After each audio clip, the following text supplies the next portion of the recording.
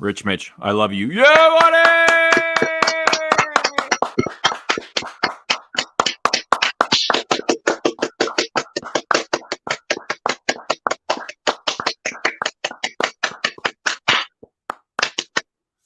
0 viewers. Yeah. How are we at 0 viewers? Klaus Everybody ran away. We love you. Mika, we love you. Lee, drawn by sense. Michael, Saab replay. We really love you. Rich Mitch, we love you. Eugene, we love you. Spaced out. Vladimir, jeboti konj mater. What? That's something my father used to say to me. And because he understands it, I'm repeating it. It's not directed toward. How's it going, Rich? I'm exhausted, 2 streams. This is three streams in a row. 4 hours yesterday. Great stream, I thought. Really enjoyed myself. Yes, I enjoyed yesterday's stream. Had some great guests and a great chat. I'll stop cursing. And Sunday as well, same thing. So a lot of streaming, a lot of free time. Surprisingly, when I asked Rich today if he was interested in streaming, his reaction is usually like, yeah, buddy. And then today was like, ugh. I could just tell that, or it felt like he might have been tired or overdone, or I'm not sure, but he's here. We appreciate him. How you doing? I'm all right. How are you? I'm good. Other than being tired, I was up till, well after midnight yesterday. Got up at 4 a.m., went to work, and was quite exhausted. And, I'm home now in my comfort zone. So I'm better. I'm better now. You feel better? Yeah. Feel better. Yeah. I'll feel just a little bit better when I put on some perfume. Not really I'm wearing this number 5 body oil. Oh. Which I don't really consider wearing perfume. It's more like a lotion-y thing. Like to hydrate. Yeah, excuse me, lost that hydrate. Osco's here. It's Peter from Centauri's birthday today. Fragrance View's birthday. Well, happy 25th birthday, Peter. I don't know. I'm just guessing here. Happy birthday, Peter. Not only Peter, but happy birthday, Rudy. Time to musk up. It's his birthday as well. Somebody else as well. Do you know Carl from UK Frag Guy? Right. Yeah, it's his birthday as well. Oh, happy birthday, Carl. Let's see your birthday suit, everybody. Happy birthday to everybody. I hope you guys gifted yourselves some nice perfume. Had a lovely day. I wonder what Rudy got. What do you give the man who's got everything? Right. Tara's here. Hi, Tara. Hello, Tara. I'm you know what? I gotta throw the I gotta pass the link. We're gonna have somebody come on soon. I purchased something yesterday. Let me see where I purchased a fragrance yesterday. I got something. That's something you haven't done for a while, is it not? I wouldn't go that extreme. When's the last time I bought something? No, I bought something recently. But I bought something again yesterday. Let me just pass the link. But I wasn't even aware that it was like released yet. I'd heard about it.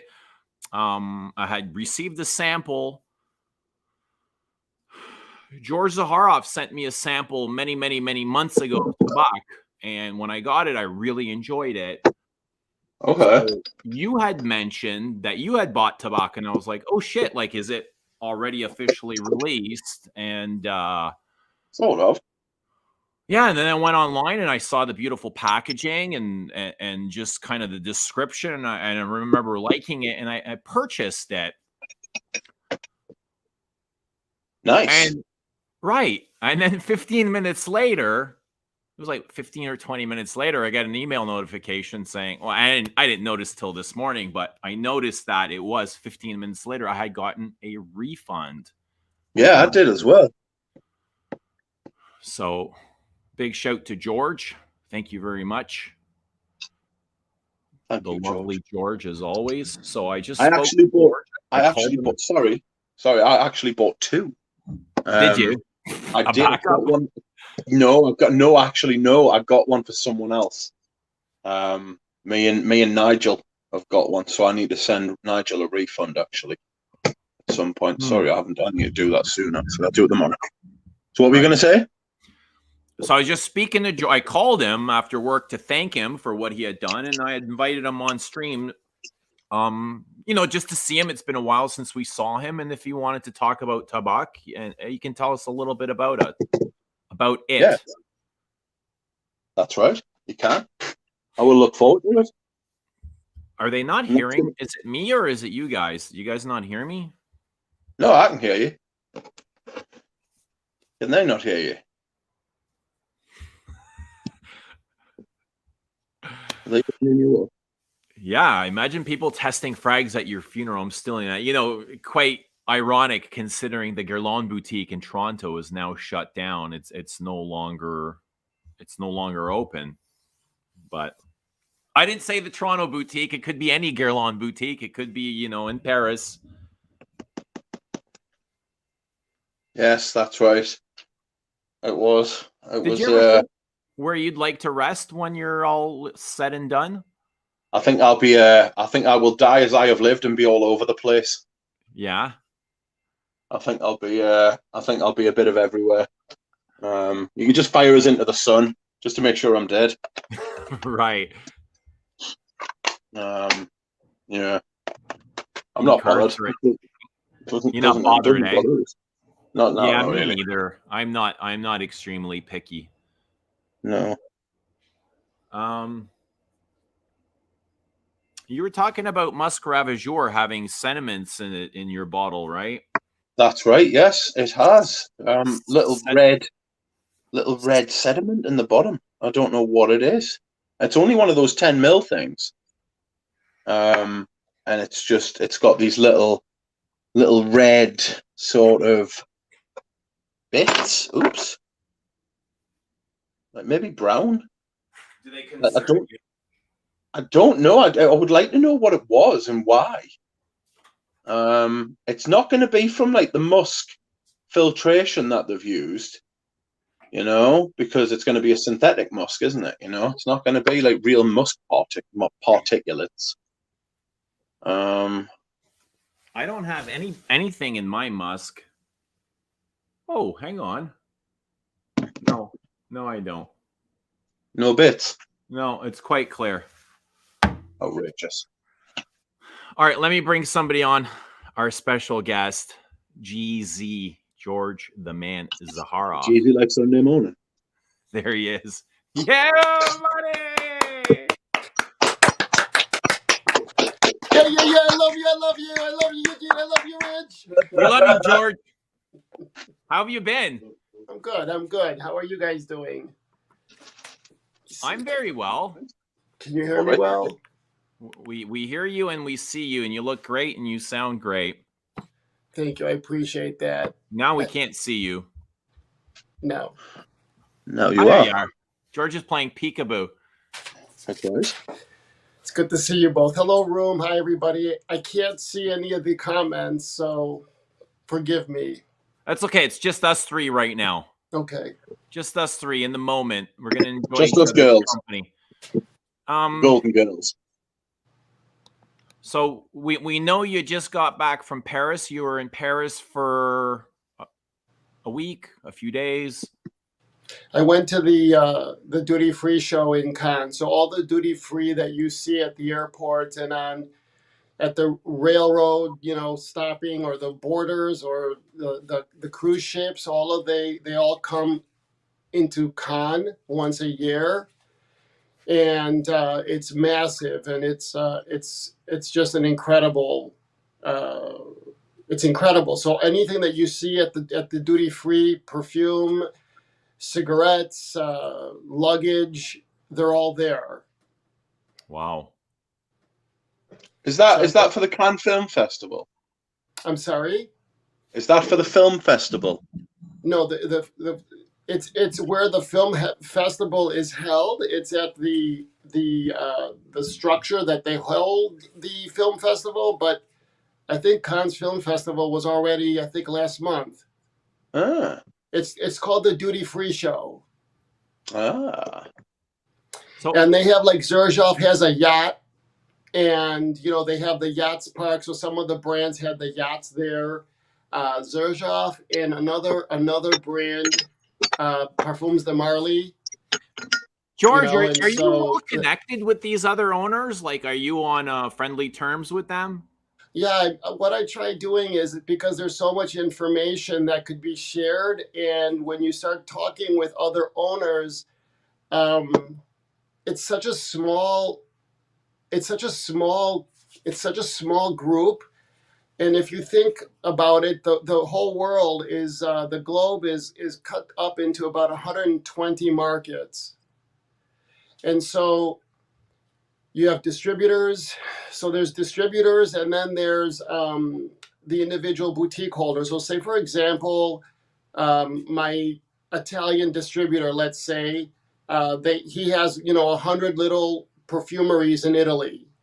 So the distributors, if you could imagine, about 100 distributors really sell to the global marketplace, and then they farm it out to the individual perfumeries. It's really awesome, actually. And a lot of these will introduce you to others. You'll be talking, and they'll be like, "Oh, this is the blah blah blah," and they handle the northern region of Japan, and you're like, "Oh, arigato, oh yeah, how are you?" And so that's how it goes. So. Arigato. I like that. So do you ever find yourself sharing ideas about perfume, or do you find that's not really talked about with other creative directors or owners?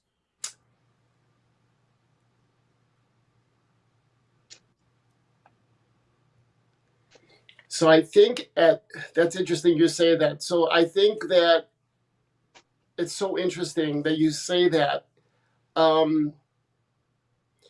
It's business. So it's the business of perfumery, and and you'll share like, here's my, but it gets evaluated as a commodity as opposed to the artistry, if that makes sense. Yeah. And so it will be like, "Oh, George, this is really good. I could see why you're doing well, blah blah," or "This will do well in this market," or so it's a lot of it's the business of. And I would prefer that, because I just because I'm able to create and be in this space, because I could have products that people are enjoying. And so because there's always a business aspect to this. And even when I started when I was 20, a starving artist was not an option for me. Some people are like, "Oh, I don't care about money." No, money's important, because it allows you freedom to do and create and put more out there and share your art. And so for me, a starving artist, I mean, that was never in my realm, and you meet people, and I know that you believe in manifesting, Eugene, and your words are important. And when someone says that's not important to me, well, what's going to happen? It's going to go, it's going to go elsewhere then. Right. Success is going to go elsewhere. Right. Yeah, your words, what you say comes true. You bring reality to your words. The one thing that they do share, and I'm very grateful for it, is like information. And, like, for example, we're moving the operations to France.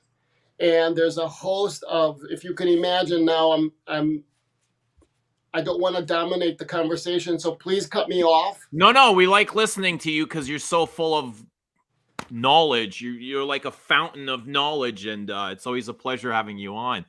No, we don't hear this anywhere else, and we're all a bunch of perfume nerds that want to absorb as much, new things as we can. And I appreciate that. Thank you. And so, like, for example, the bottles are made in Italy.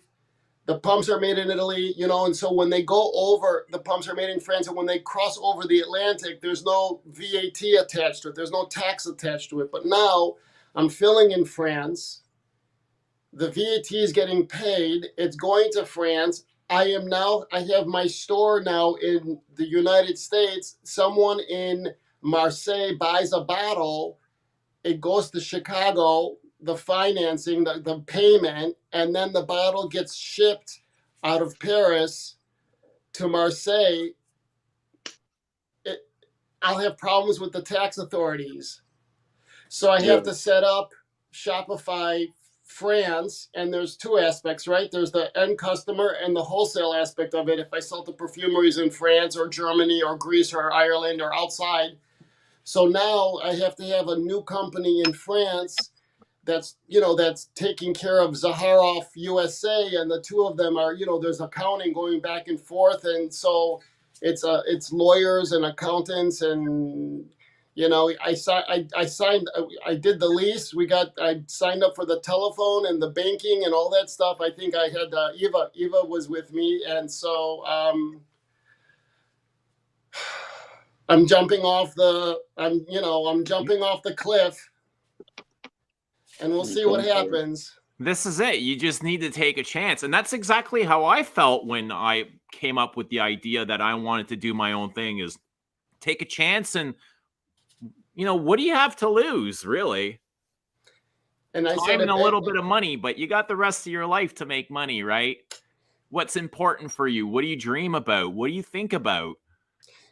And if anyone, what happens is that you stop and say, okay, no matter what happens, I have the tools to be able to address it and work through it. And if anyone is able to make that happen, and I've said this to you from the very beginning, it's you, Eugene.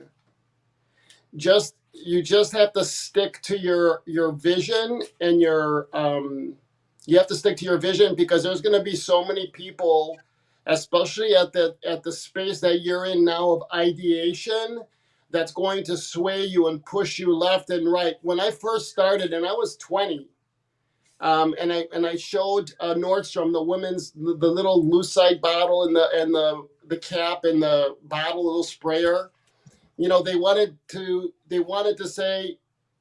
to add as you're making ideas, and I said no, I need to stick to what I'm doing, and it's very difficult because you start listening to everyone.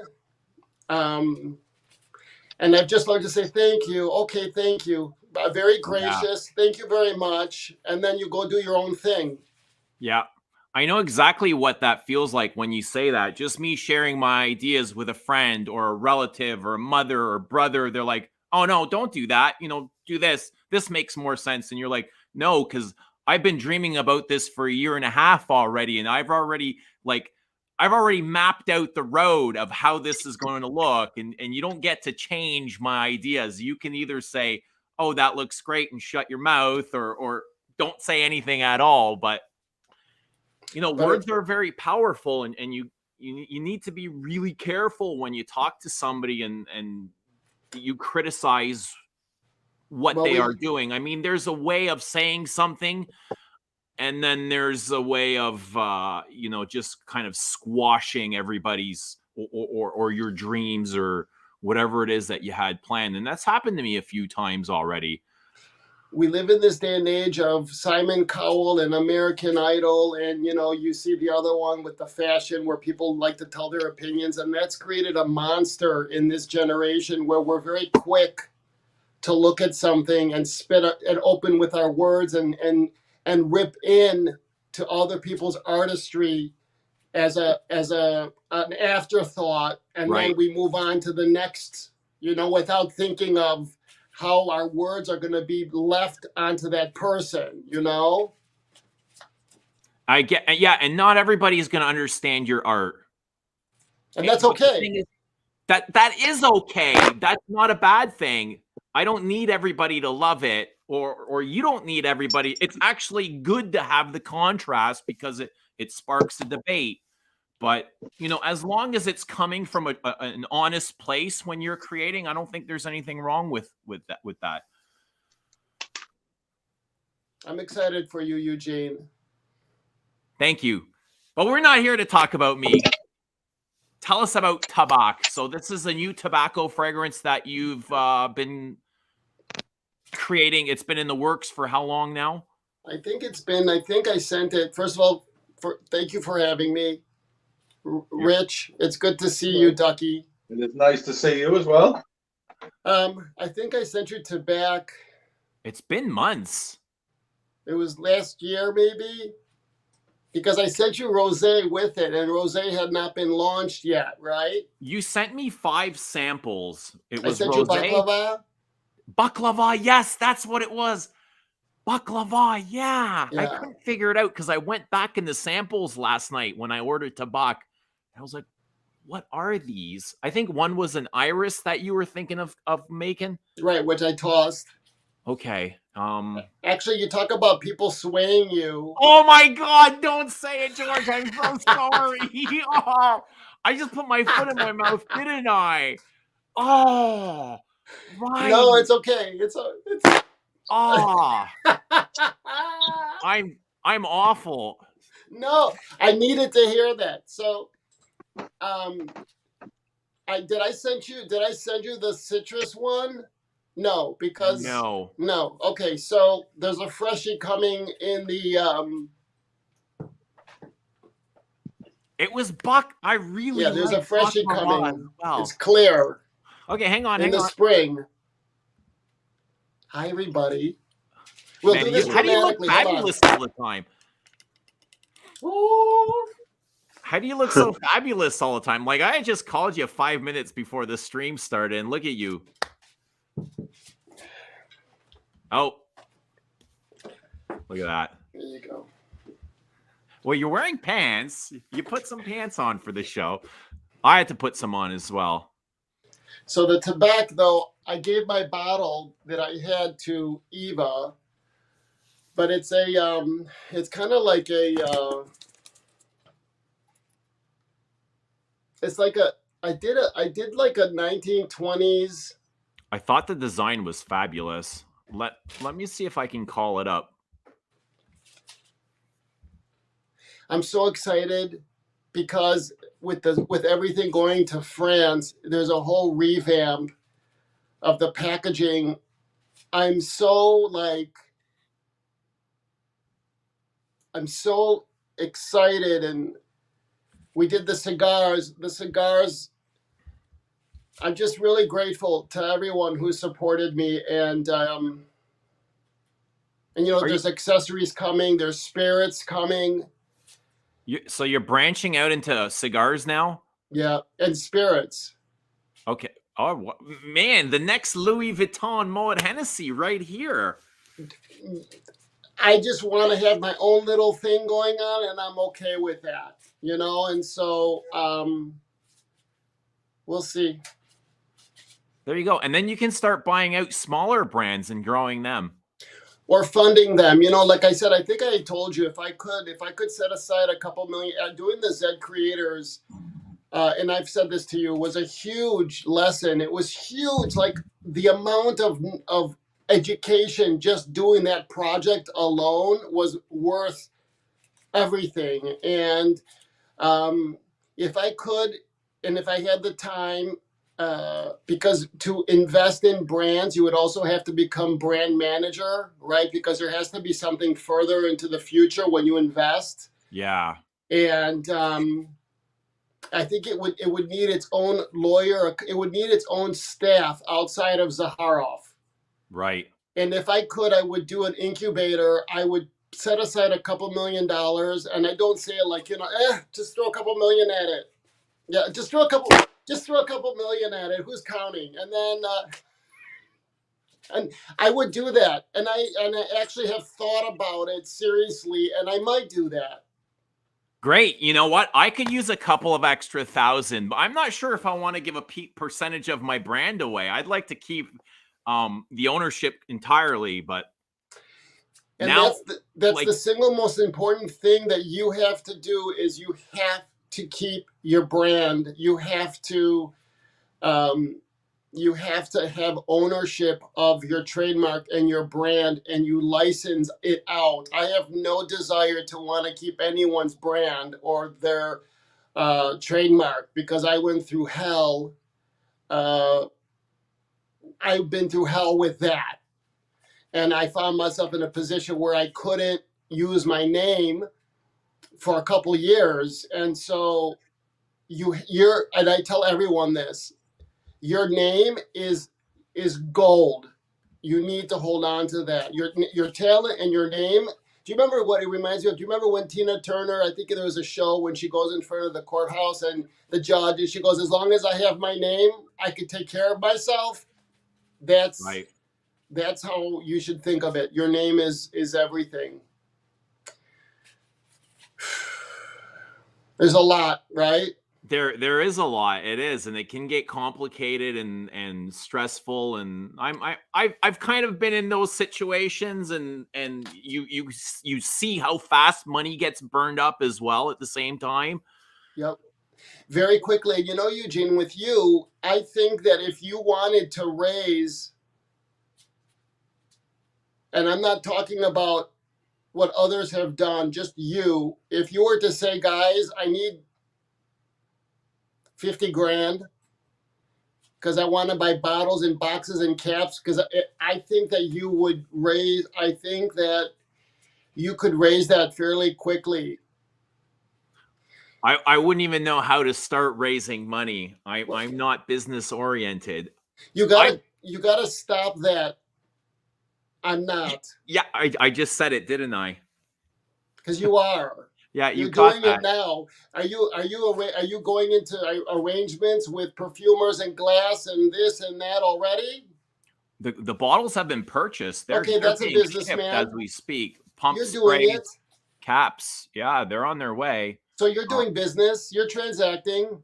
Yes. It gets complicated if you're shipping out of Brexit. That can be a huge pain in the ass. All of a sudden, I need legal representation, and I'm like, for what? To ship a package? I got to hire a lawyer, to sign a piece of paper. That's Absolutely. when you start, going to the strip clubs. But you know what? There's people in the UK. Who's been a big help to me is Matt Wilson. Matt Wilson has been a huge help, and it's good to talk to others. But like you said, and that's one. You're doing what? Are you doing once? You're doing one size or two sizes? Oh, one size to start off. Right, and throw 7 or 8 into the mix, and you have a whole. I have to tell you what happened to me. Okay. I shipped 4 bottles to South Africa and 1 bottle to the UK. And I try to go to my Shopify account, and it gets frozen. So I have to go, hello, what's going on? He goes, well, they found your shipment of perfumes in Dubai, and it got flagged because you're not supposed to ship perfume. And I said, okay. And they're like, you have to write a letter to UPS. It has to be written. It can't be typed, an email. Okay. Oh, and you have to apologize, and that you won't do it again, and that it was a one-off. Okay, dear UPS, I apologize. I won't do it again. Honest to God, I sent the email, and within 10 minutes, another one comes in saying, we found another shipment in the UK that you sent out. I'm like, oh my God. Oh, shite. So I had to send another letter. And the next thing you know, I get an email from the FAA, and they're doing an investigation. And I'm like, are you kidding me? This is right. So that happened. And I had to write, what happened, why, all this other stuff. And so I got reprimanded. I got a written warning, and that if I get caught shipping product overseas by air, it's an $83,000 fine per occurrence. Wow. So that just happened. And so they show up, UPS shows up at the office, and I'm like, it's just a couple bottles, but you know what? I get it. Like, It's alcohol. If it's sitting on a plane in a box, it spills, it catches Right. fire. I get it. I get Flammable. everything. So if the FAA is watching me, I get it. I hear you. I won't do it again. I get it. You learned your lesson, right? So the UPS shows up, the in Chicago, the Chicago rep, and I'm talking to her, and she's like, you know, what you did wasn't right. She goes, by the way, what do you do? And I show her, she's like, oh my God, this is incredible. We gotta help you. We'll. And so UPS came in, and they're giving me all the software. So all the system can talk in France and the US. I could ship to Japan. They're giving me a waiver if I hit certain guidelines and I package it right. They'll allow me to ship overseas. And so, why am I telling you this? Just because. It's because that's what I'm gonna have to deal with really soon. Yeah. Like they want me to take a 3-day training course just I have to do that to ship perfume. I'll tell you who I went to. I'll send you my information. It's not that bad. Right. And then maybe, you know what? I'll put you in touch with the UPS rep to see if they can give you a UPS rep in Canada. Okay. So I've discussed already with FedEx, and their prices are astronomical. It's $100 just to send like dangerous goods. That's not even including the shipping charge. $120 just to label it dangerous goods. And they waived it for me. Wow. So that's why I think it's good that there's ways around everything, Eugene. And you know what? You're a good person and people want to help you. People do want to help. Yes, I've noticed. Yes, absolutely. People like to help. People are I don't know. They've been amazing. I've ran into a lot of amazing, helpful people so far. And they don't ask for anything in return. And you know what? That's what the most amazing thing is, because there's always this. It's because just don't change, Eugene. I'm changing every day, George. Are you above me? Am I pointing to you? Yes, that's me. Don't change. I'm serious. Stay true to yourself. Don't change for anybody or anything. Right. Even my packaging, right? Everything. Okay. And I promise you, I think. Anyway, I love you very much, and a lot of love's going out to you and to Rich and to everyone in the room. I want you to kick ass. I feel it, and right back at you. You know, my heart is fully open and to giving and receiving love, and I'm ready. You know, I'm ready for whatever is waiting for me. How fucking awesome is that? I'm open, willing, and ready to receive all my good, and that's you. Yeah. So, Rich, you doing okay? I'm all right, thank you. How are you? I don't know. There's something about you that's very, there's like a dreaminess about you. And I think it's just because I always look at this duck. But it's like, do you know there was in Greek mythology, there was the Oracle of Delphi? Yes. Are you familiar with that? I am familiar. She used to get high in the cave and tell people what was what. See? There's nothing he doesn't know.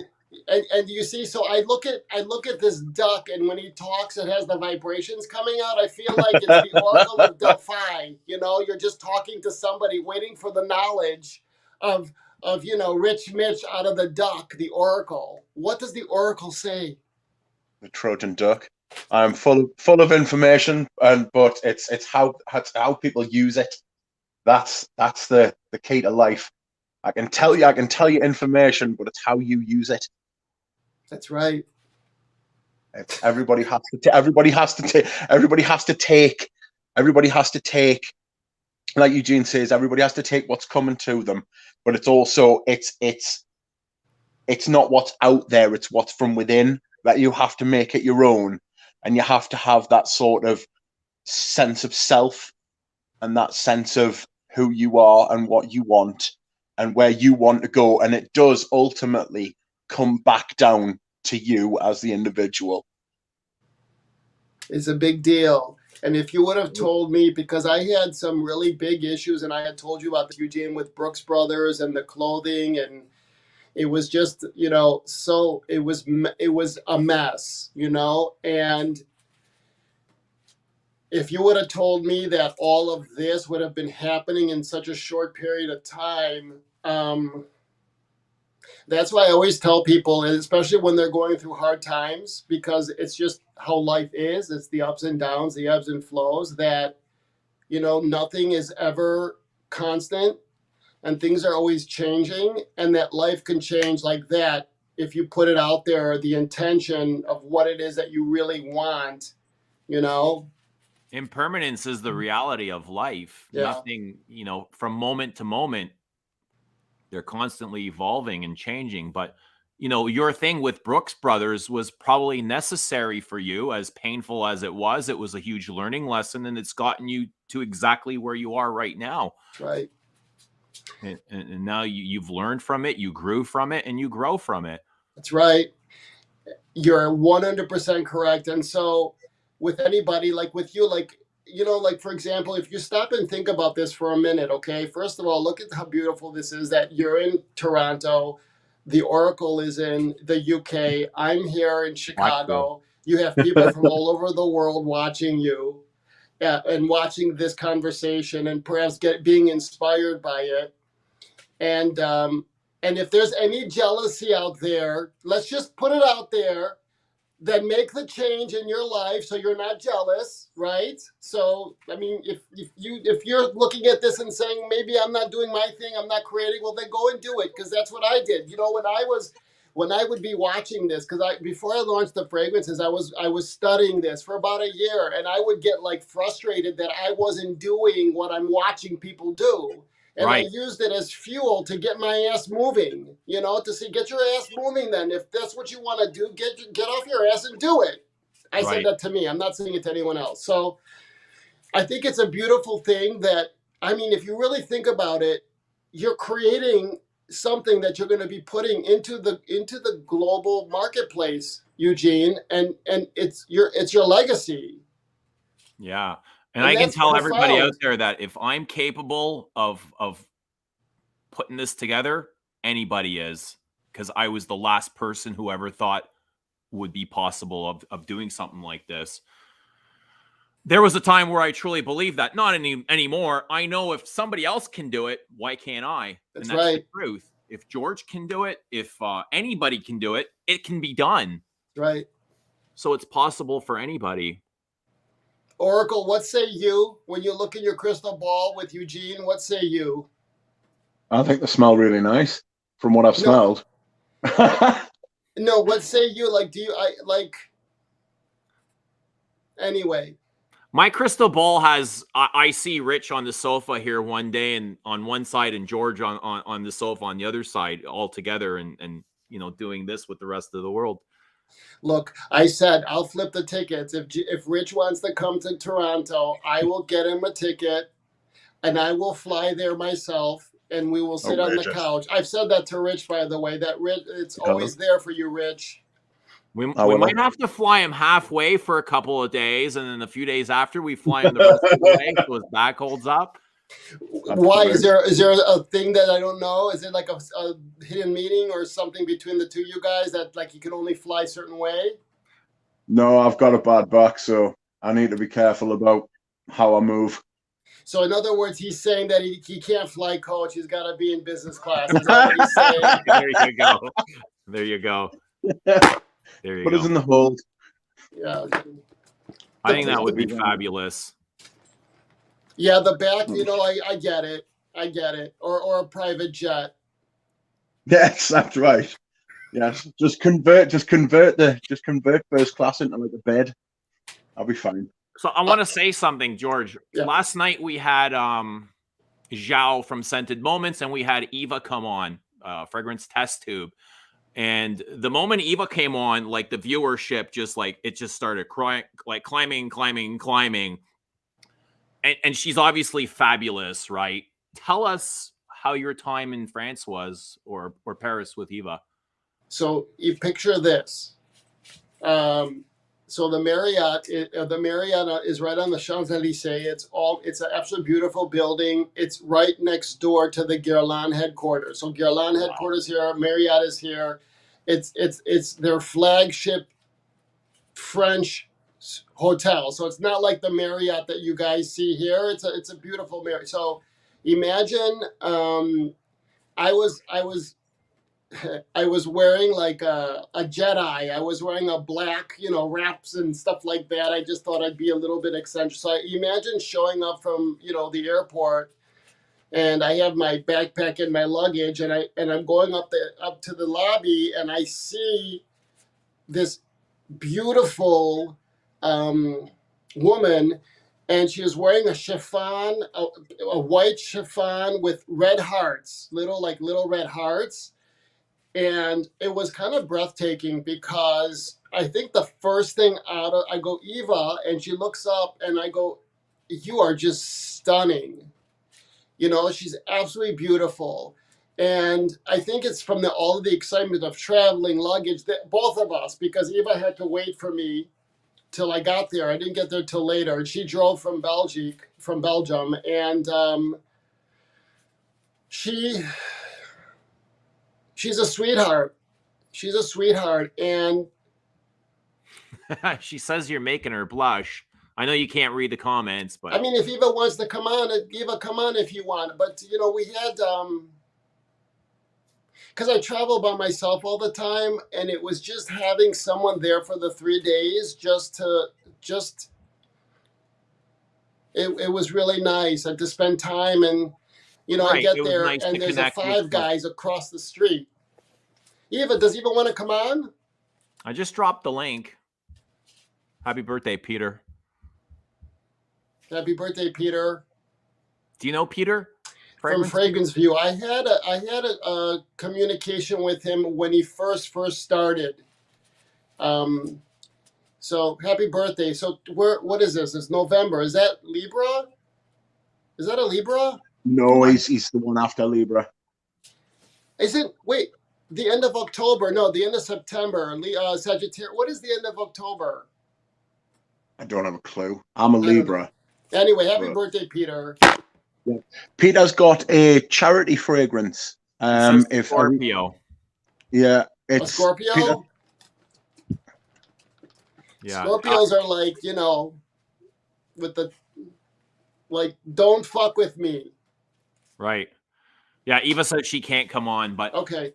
So we did. It was very nice for 3 days. The next day we drove to the filler, which is about an hour away, and we were so much enthralled. We actually had the GPS, her phone, on the dash, and we were so enthralled in conversation is that we overshot the exit by almost a half hour. And so just enjoying yourselves, right? Just lost really in the moment.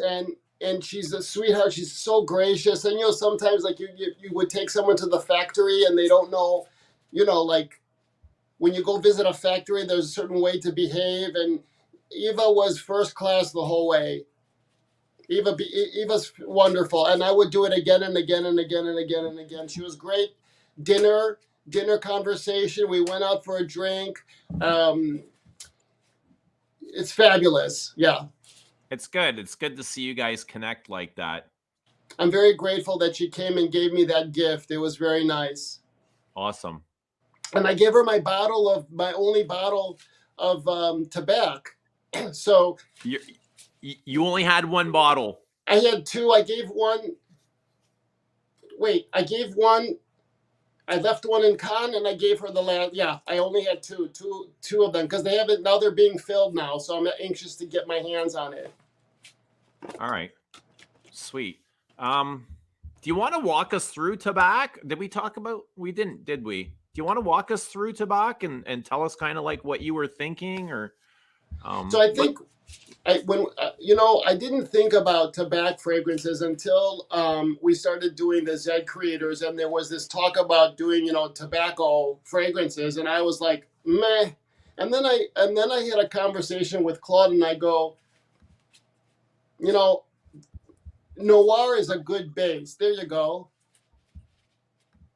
So what I wanted is I wanted like a cigarette case from 1920. And you see, that's the tobacco leaf. And if I could show you the side of the box. Can I just tell you, I love this packaging. Like, I think it's really beautiful Art Deco-ish style. Can I send you, if I send you the box text message, you could show it? I'll try. All right, I might go blank on you. Hold on. I'll do my best. Hold on. One moment, please.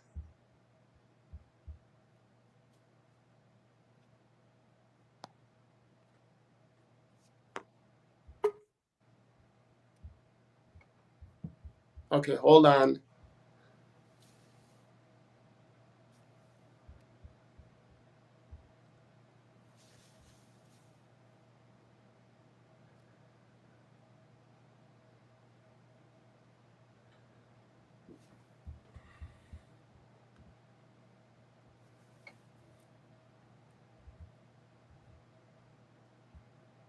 Okay, hold on. Let me send this to you. God damn it. It's all right. Take your time.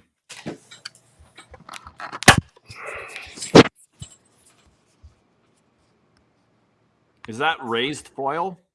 Yes, it's embossed, debossed. There's 5 different effects on it. So I'm gonna send you the first one. Should I send this to you in Messenger? I don't know, man. Try. Yeah, go ahead.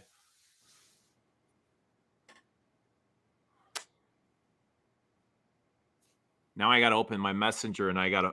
No, I don't have Messenger on my computer. Okay, so just a Send it to me in text. Okay.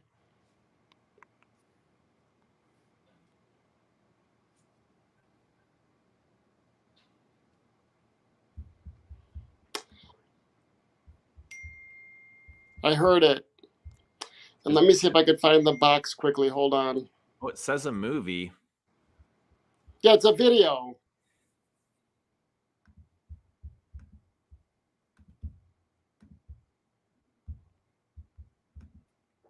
I don't know how to save this, George. You can't open it?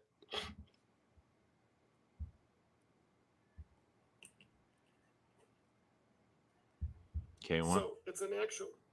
One moment. Shit. One moment, please. How many things did you send me? I sent you just once. I also sent it to the. I sent you to the messenger. Ah. Are you losing viewership because they're bored? No. I just found a whole bunch of things I never knew existed on my computer. I don't know if I want to open this. I don't know what's gonna pop up. That's funny. Right. That's hilarious. It opened up an app, and I was like, I've seen all these things I haven't seen in years. I don't think it's gonna work. Is it because it's a video? Hello. Can I send it to Rich? You could do, but I wouldn't be able to do anything with it. Okay. I'm pretty pants with stuff like that. I'm trying to look for one more thing, and then we'll call it a... I'm back. I knew this wasn't gonna work. Hang on a second, man.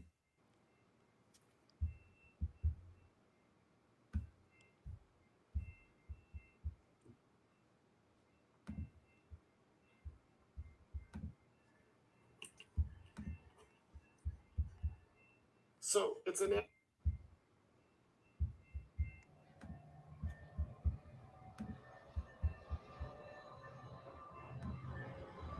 Hello? Yeah, you see it? Yeah, I can't open it. I'm sorry, George. That's okay. I wish I had it. It just shows you that I didn't expect... So the wraparound on the bottle is an actual cigar band. Okay. Let me see one more thing. Hold on, okay? One more. Let me check one more thing.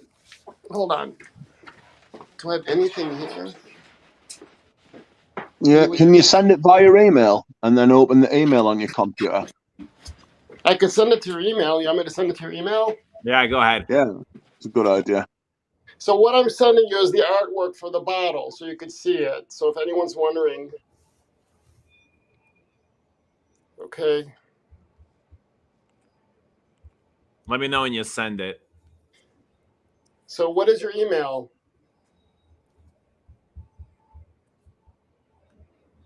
Eugene? I'll drop it in your text. Okay.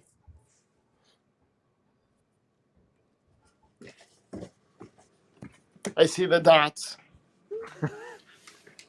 Technology, eh?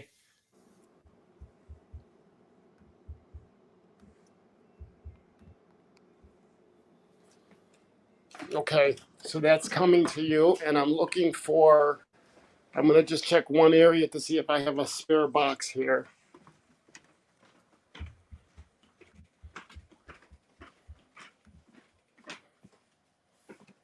All right, it went. All right, no dice. It's okay. Not working? No, it went. It's coming to you. It left already. But I don't have anything else here, like boxes to show you. It's all.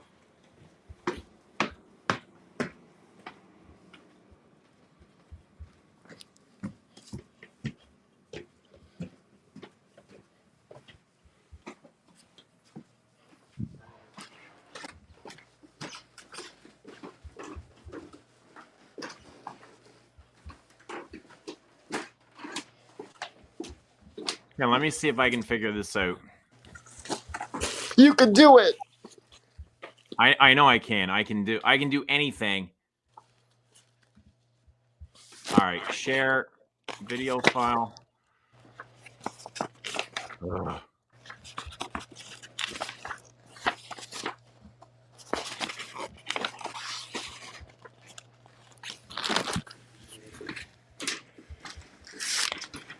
Anything you could do, I could do better.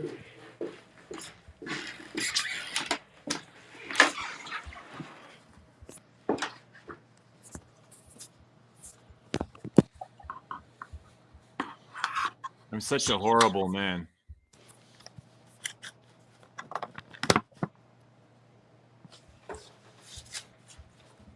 I wonder if.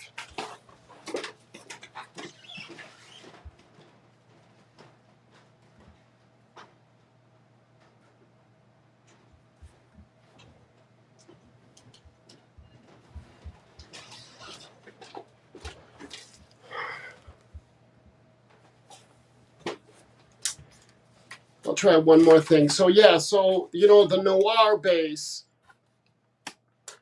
The noir base is a unique base, and when you add it changes everything. So when we added the rosé, it was a certain. So rosé is from.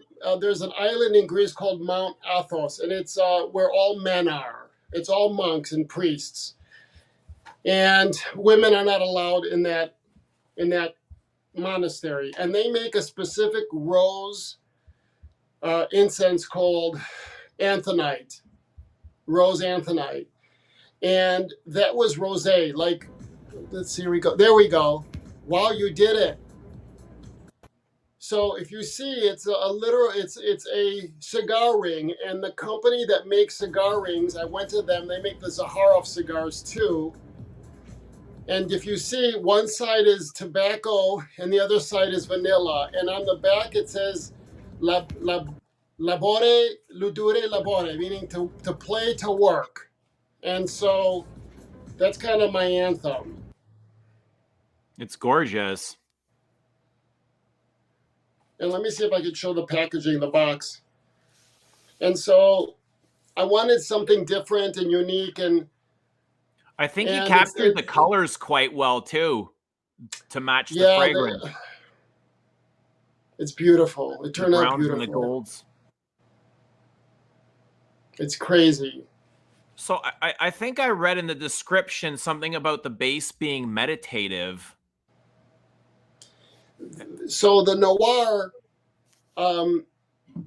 is incense, and there's something calming with, people say that they get calm when they do the signature pour homme, And the base is actually, I removed some of the stuff, and Noir is actually the base of which Signature is as well, because I removed a lot of the herbaceous notes out of Signature to get Noir.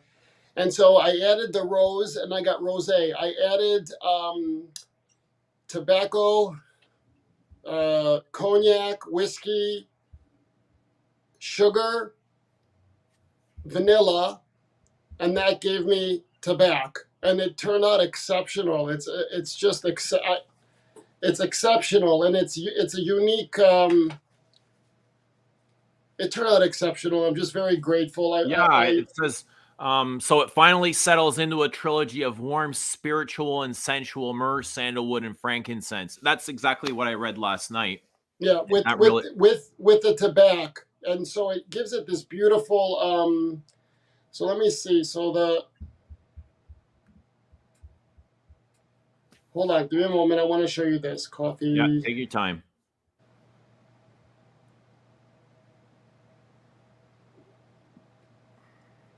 So these are the cigars. Okay, let's blow you up. All right. Fancy. So it matches the packaging of the thing. Right. And then I'll show you the box.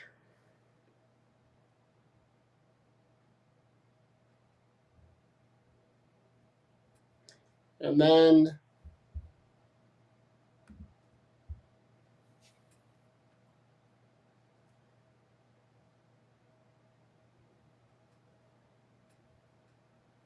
hold on, it's coming. George, how long was this perfume in creation for? Like before you decided you were happy with it? I think I sent it to you. I think that was back then. I mean, I knew what I wanted. He gave me. I was given different renditions, but this one is very warm, and so.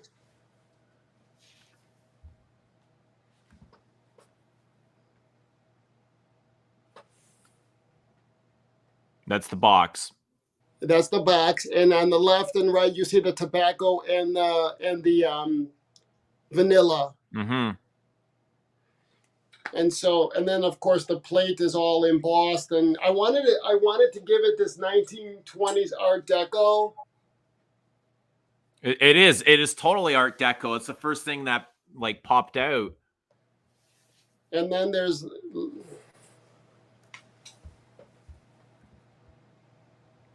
stunning.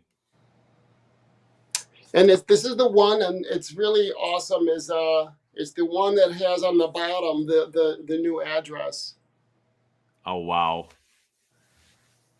Goals, George. Goals.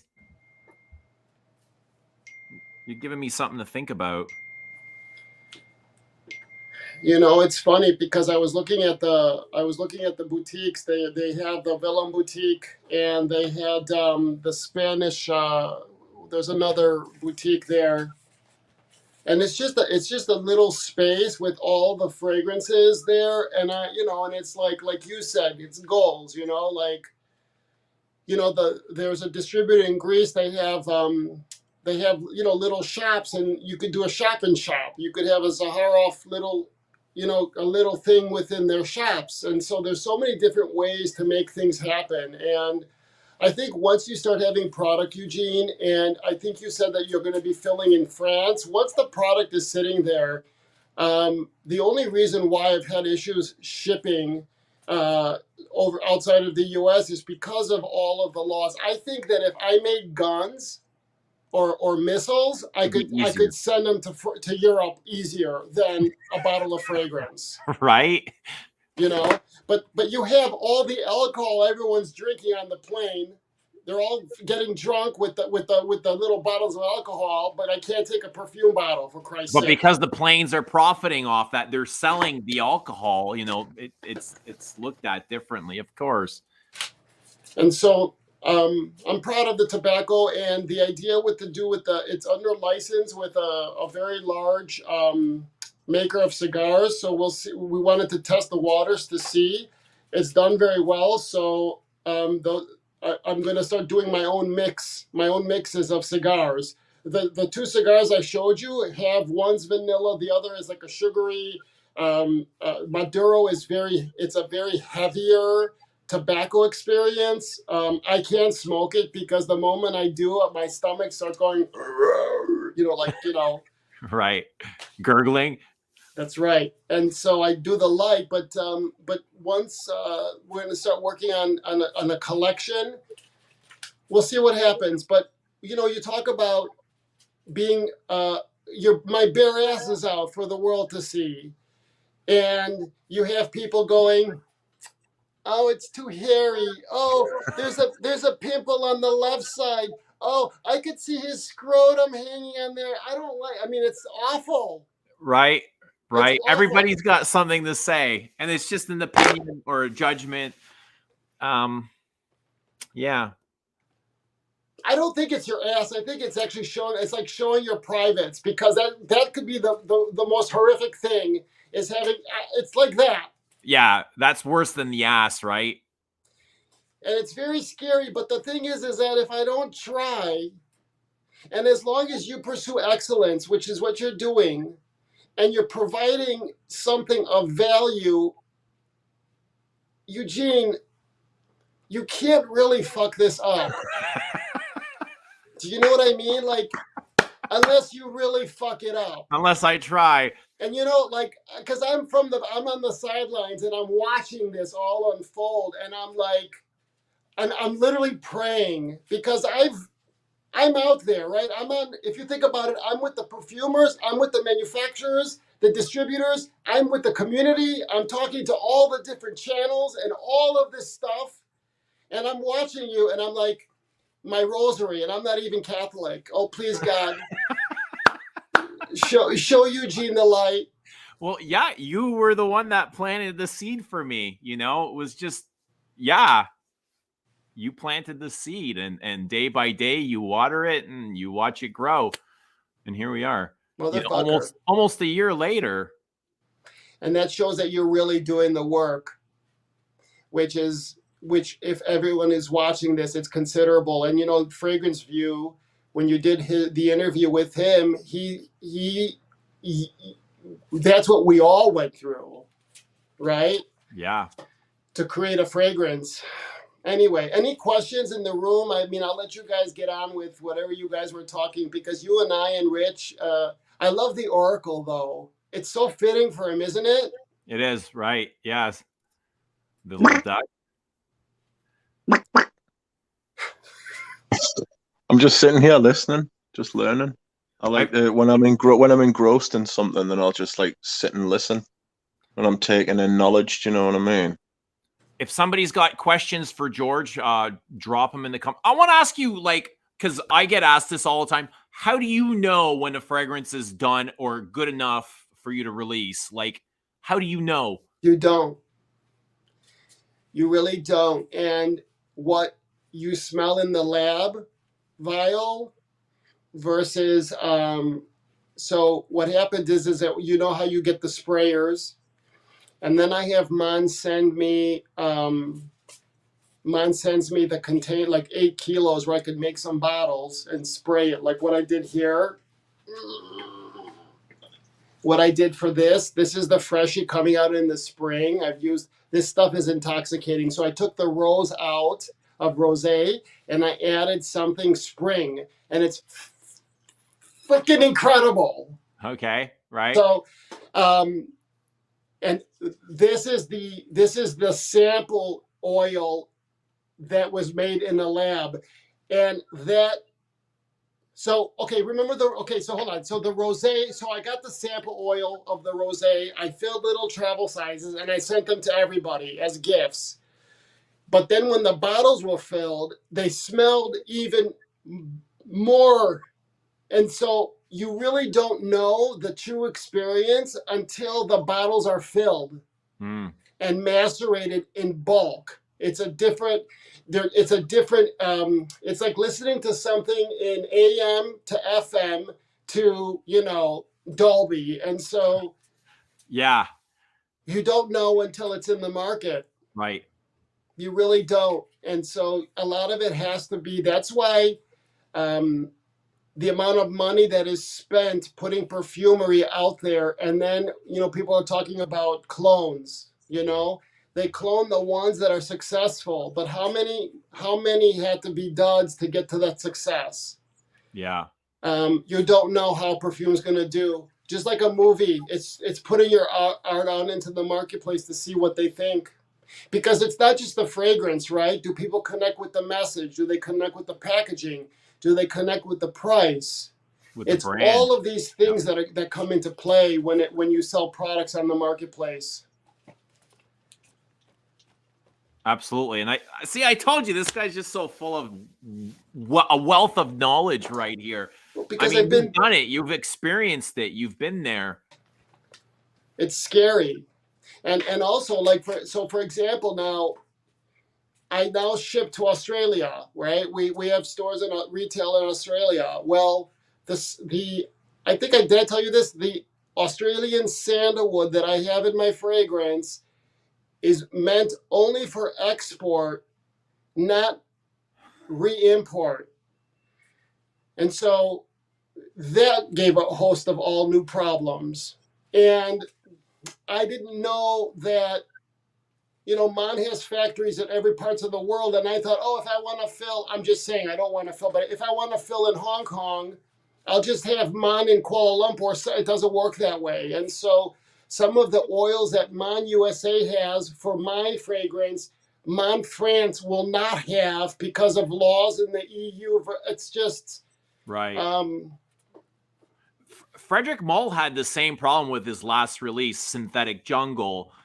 So after they had completed the perfume, they had done the regulatory studies, and they found one small little ingredient that wasn't allowed in Australia. It has to be the sandalwood. And he thought, we either have to reformulate the perfume and change it, or what he did was just said, fuck Australia, they're not getting it. That was the end of it. That did not work for me. I tried that, and they wouldn't give it to me because they didn't trust me. Really? Yeah, and with Frederick Mull, they're big enough, and I'm sure they have other things. But someone, it being like on eBay in Australia, you know what I mean? And so it's all of this shit that I had. Yeah, but you see, with Frederick Mull, I bet you any money it's the sandalwood, because that's that's the majority of the oils that are made in Australia is sandalwood. Right. It's interesting. Yeah, there's a lot of things that go behind the scenes that many people don't know about. But I've got a guest in the studio, and I'm going to let him on. Okay. And let me let you guys go. Okay. Lots of love. Thank you for having me. Thank you, George. Thank you for coming on, George. Thank you so much for having me. I loved everyone in the room. Thanks. We love you right back, buddy. We'll talk to you soon. Oh. Right. All right, George is gone. I'm going to bring on a guest. This is a friend from Instagram. And Rich, I think you're going to have a lot in common with this gentleman, because your tastes align much better than your taste and my taste. So you'll have a lot in common with Joseph. This is Joseph Colburn. Joseph, hello. We can't hear you.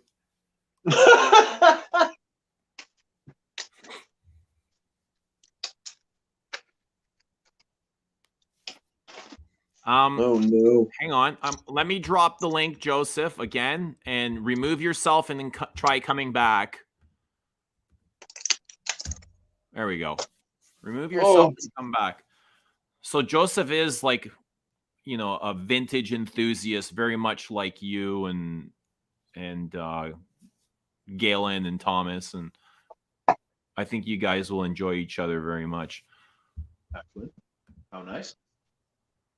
Oh, I was just kicking back there, eating a biscuit. Oh no! Are you there? So I've just pressed something on my phone. Ah, there you are. Is that nice tea? No, it's coffee. It's coffee. Oh, So do you drink tea? I do. I try and drink tea more towards the evening, decaffeinated tea, so it doesn't keep me up. But Yeah. it's still not late enough where I can enjoy a coffee. But here's Joseph, and can we? Oh, we hear you, Joseph. How are you? Welcome. You can hear me, okay? So we're good. Okay, good. Yeah, this is my work computer as well, so I have different audio settings for that, and I had failed to switch those settings over. I was just saying, although nobody could hear me, that was really a hard act to follow, especially the fan and the wallpaper. Gold lame wallpaper is next level. So George Zaharoff, very, very nice for you to have him as a guest. Thank you for having me last minute. No worries. We've talked about having you on sometime, and this moment is perfect. Yes, I'm glad that you're free and available for us. Of course. And I did hear the introduction, and to our rubber ducky friend here, I would love to have some discussions about fragrance. Hello. Hi, pleasure to meet you. Nice I'm to not meet you. really as much in the YouTube realm, at least yet. I'm much more limited to Instagram. So, and Rich doesn't do Instagram, so no. No. So 2 ships passing the night, right? Right. Okay. Sorry, I'm just eating a biscuit. Oh, Yes. Please enjoy yourself. It looks especially dark where I am. Maybe I'll adjust the lighting here. So Joseph, where are you watching from? I am actually outside of Boston, Massachusetts. I'm based in a suburb called Natick, which is about 15 minutes outside of Boston, just west. So that's where I am. Okay. And I see you post so you post a lot of content on perfume, which I love. And you also post a lot of content outdoors. You take a lot of photos of trees, flowers, yes, little critters. Yes. And I find that amazing too, because I love nature myself. So Right. you kind of combine the two together, which is Right. perfect. Most of the perfume you post and share is vintage or really under the radar type of stuff that isn't talked about very often, but you seem to be very passionate about it and you know what you're talking about. So I don't really care what somebody's into, but I love how the way they're able to express themselves. So yeah, I really appreciate that. I am of the belief that a diversity of content when you're on social media is really a more exciting approach than say, hey, here is my 30th post in a row having to do with a fragrance or several fragrances. And I think just mixing it up and kind of tying it all together is, I think, maybe my appeal. I mean, I'm not trying to toot my own horn. I think I'm just, I'm just a guy out there like anybody else is just enjoying things that I love. And among those things, it's fragrance. But the way that I tie it together is that I think that a lot of people who are enthusiastic about fragrance are not necessarily tuned in as much to the inspiration from nature. And it's not like I'm super hippy dippy, but there is a part of me that is. And I think that just kind of bringing it back to that and sort of centering people in the natural realm and then bringing it back to fragrance is sort of like a palate cleanser, I think. So a lot of people enjoy it. Some people don't. I've had people who protest and say, you don't post enough fragrance and you post too many mushrooms and flowers. You know who you are out there. And that's fine if it's not your thing, And that's totally fine. Yeah, that's your art. That's what you enjoy, and you're free to post. That's what I'd like to do. So, but it all kind of does tie together because often when I am talking on a botanical perspective, I'm discussing certain things that are out there in the natural world that are fragrant and that are featured in fragrances, whether through the natural material or through some sort of synthetic reproduction of it. So I like discussing that, even, just like flowers that people grow in a garden or are found in the wild, or trees or anything. So yeah, it's fun stuff. And also, I kind of jump all over the place and share some weird, obscure things. I love video art as well. So sometimes I'll throw people off and just put some strange sort of like analog video art from the 70s. And then like, they're almost forget, like, is this also the fragrance guy, or is he some other dude that I follow? So yeah. So let me ask you, are you a perfumer? Do you create your own stuff? Because I think I read something or saw something about you being a self-taught perfumer. Yes. I'm going to drop your Instagram in the comments. Oh, of course. I'd love to have people follow, engage, send me messages, ask me questions if they have any questions on any of my posts. Yeah. So I started to study perfume making back in 2014. So it all started when I was having a pretty rough winter. And I thought to myself, I wonder what aromatherapy is all about. And I decided to just purchase several essential oils. And I just started warming up these essential oils in the wintertime. And it was just, I knew I had a very sort of peripheral relationship with the fragrance at the time. Like I did have some Serge Lutens, I had a couple of Frederic Malle, I had a couple, I had a very modest collection. It was just sort of like, oh, that smells nice, I'll get it. Probably like, I don't know, 8 or 9 things. But when I started dabbling with these essential oils, at first I was like, maybe I'll study aromatherapy. But then it so happened that a lot of these things that were in aromatherapy happened to also be used as materials in fragrance. So it all went from there. So yeah, self-taught, read a lot of literature, learned a lot of stuff online, had some good mentors. I do not have a business yet, and I don't have a line because I wanted to really develop a mastery of it. So here we are. It's about 7, almost 8 years since I started studying it, and I'm just starting to feel comfortable with the prospect of starting my own line, hopefully in the next couple of years. So there you go. Do you wear your own creations? No. I will wear them to kind of get an idea of how they work with my own skin. I'll wear them to just see, how, but generally I don't. It's kind of interesting. It's like a lot of other people who create different types of art. They don't necessarily immerse themselves in their own art, but they appreciate others. Yeah. Not to say that I don't appreciate my own, but I really am more satisfied with the idea of other people wearing what I create and having other people in mind. But yeah, I do plan to have maybe 4 or 5 things that are in development that I'll share with certain people and just kind of get a feel for what other people think of it. And that will probably be sometime next year. Right. So when you're in creation mode, where do you dig into for inspiration? Oh, well, that ties back into just a little while ago what we were discussing as far as the outdoors. Just taking in scents from outside, taking in different environments as well. It doesn't necessarily need to be an outdoors thing. I mean, I could be in an old home, in a library, in some sort of place at a certain time that's evocative and that will inspire me, or just the materials that I've already acquired, just figuring out what I can do with those materials to evoke something that's sort of like, the whole is greater than the sum of its parts kind of thing. So it's really just about taking in as much of my environment and smelling as much as possible, including my whole journey with studying, fragrances that are in existence, and then taking it from there.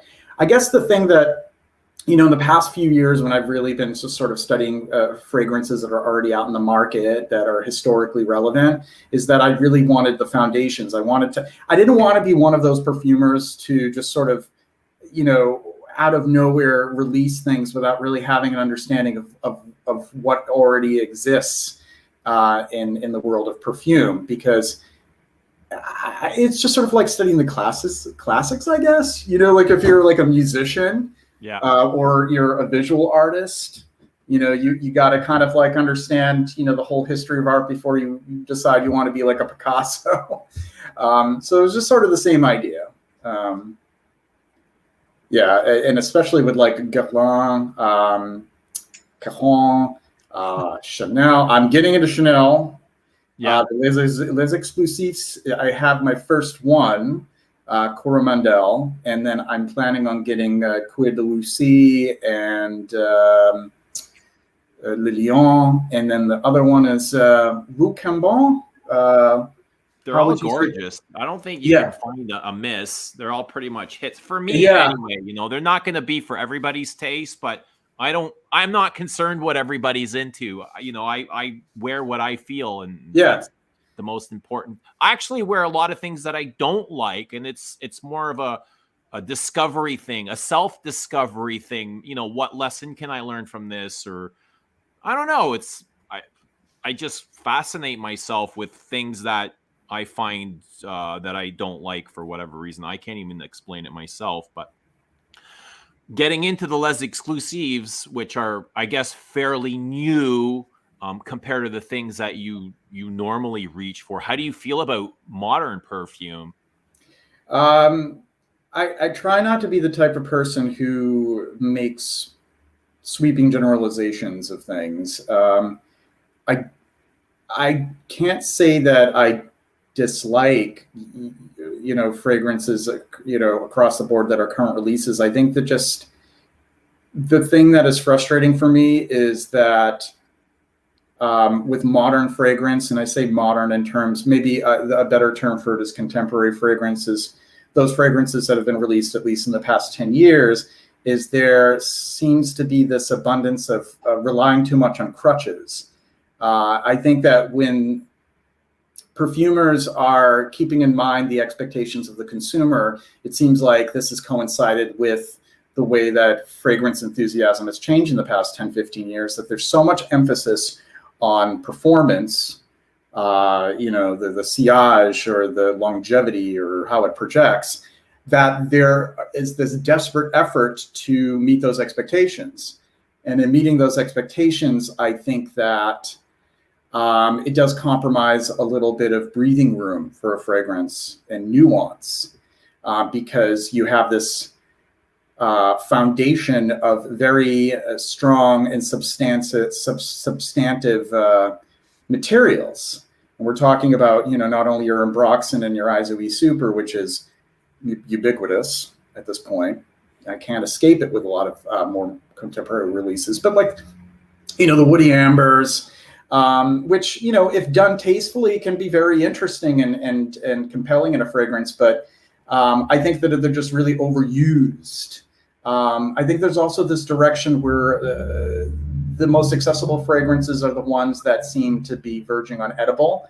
And I don't sit too well with that. As far as like gourmands, I feel like there needs to be a perfumistic quality to a fragrance that contrasts with that. So it doesn't smell like I am wearing something that's literally edible, that somebody could lick me and taste it. There needs to be that sort of contrast, woods and resins, and maybe something a little bit bitter or a little green to contrast it. So it's just you're not walking around as if you're a molten lava chocolate cake or something like that. I can't deal with those.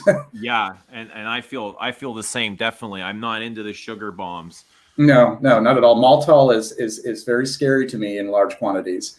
The maltol or ethyl maltol is even more scary because it's like times 10, and I just can't deal with it. It's just too sweet for me. But would you say, like, the longer you spend time with things that you don't normally, you're not attached to, you start to become familiar with them and you are able to enjoy them, perhaps? Would you say this is slightly true? Like, yeah. I've noticed, when I first discovered gourmands, I was not a fan at all. And now, the more we get bombarded with them and I wear them, like, maltol isn't as disgusting to me as when I was first introduced to it. Yeah, I think you make a good point with that. I think that it's just like the whole journey in developing an enthusiasm for fragrance in general. People, they start to get into fragrance. it's a very limited sort of space in which people feel comfortable. It has to be accessible to them and a crowd pleaser, if you will. And then you start to expand your palette. And I think you're right. You know, it might actually come full circle for me, because I have much more of an enthusiasm now for more recent releases than I did a year or two ago. So I think that just having an open mind and at least trying something, not just once, but a few times, just to see, like, 10 times, Rich, 10 times. I wore it earlier at Shade. Yeah, 10 times is fine. Joseph, have you tried Le Lion? I have only tried I was given a sample of it. I was very fond of it, and now I want to have like a little bit more of it. Yeah, right. Yeah, we want to feel good about ourselves, and even if that means purchasing a bottle of Le Lion. Let's get Rich into this conversation. Yes, of course. I don't want to toss out some perfumes that you think Rich would be familiar with, and we can have a little back and forth. We'll involve and include Rich. So, sure. I just did a review today on Instagram for a release from 1986 by Lancôme, Sagamore. And I think it was reissued again later on. Are you familiar with that one? I've never heard of that at all. Yeah, it's worth looking into. It is in a similar vein to, actually, I would say it is sort of this very nuanced version of maybe a men's Shalimar or Abbey Rouge, with a little bit of Le Troisième und de Caron. So you have like the carnation clove with the hesperidic and citrus elements at the top, and it's very ambery and cedar, sandalwood on the base. It's really nice. That's one that I just recently reviewed. Trying to think of some others. Carnation and clove is quite. It became a bit of a trope in the 80s. Do you not think there was a lot of carnation and clove kicking around in the 1980s? Yeah. Chanel Coco made its name off of that carnation clove, and that's a trend I'd love to see return. Yeah. I am a huge fan of clove, carnation, that eugenol. That's eugenol when we're thinking of scent chemistry, is what imparts that sort of clovey kind of scent. But yeah, I love clove and carnation. Also, if you think Equipage by Hermes, there is a notable carnation in there as well. That one's also really lovely. Have you smelled Leonard Porom? I love Leonard Porom. That's a beautiful one. That's one of my favorites from the, I would say, I guess, 1980. It was around the same time as Van Cleef and Arpels Porom. In a similar vein, that just very, I almost call it like this heavy loaded gothic smelling kind of thing. It's so great. Yeah. It's got that like sort of carnation-y, then it's contrasted with the castoreum. So you've got that like deep 80s sort of leather and carnation sort of not contrast, but like it came so early on in that sort of trope, because in the 70s you had more sort of like the citrusy I'm thinking maybe it's in my collection here. I'm thinking stuff like Gucci, like the original Gucci Porom. Right. That was in like 76. And that was like a much more fresh color. It wasn't until you got into the back end of the 70s and the 80s, and Leonard Porom was one of the first ones of those to like establish the leathery castoreum with like a carnation mid, like to give it that sort of base and mid, and then you would like flick something off the top of that. You know, like at the top of the perfume, there would be like something to entice you in, and then it would take you down a deep dark hole. You know, I felt like Leonard Porom was I felt like Leonard Porom was like the forebearer of Derby in that sort of way. I think Derby's. Yeah. I think the original Guerlain Derby takes Leonard Pour-Homme, and then it's like it's Leonard Pour-Homme but done by Guerlain. You know, in the same way that Antaeus and Koros came before it, and they had Castoreum and they had like leather in the base, and then Guerlain came along and they brought out Derby, and they were like, "We're Billy Big Bollocks here. We'll show you how this is done properly." I'm getting goosebumps, Rich. Like, yeah, it's brilliant. I actually think the latest Derby is actually really nice. Considering all the constraints that they've got now and the fact that times have changed, I think the more recent Derby that's come out now is actually pretty great reformulation as far as reformulations goes.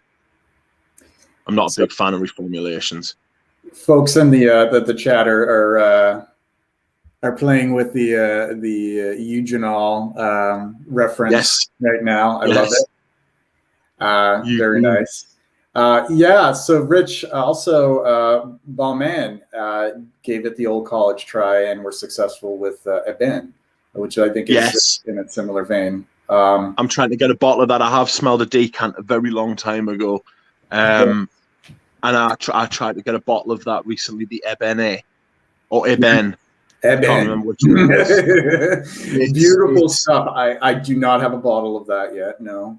Grey Monsieur I do have a bottle of, which is also in that family. Great. So it's almost like this little subfamily, like you say, like Leonard Pour-Homme, and then Grey release Monsieur, and then Balmain Eben, and Guerlain Derby, even Dunhill Blend 30.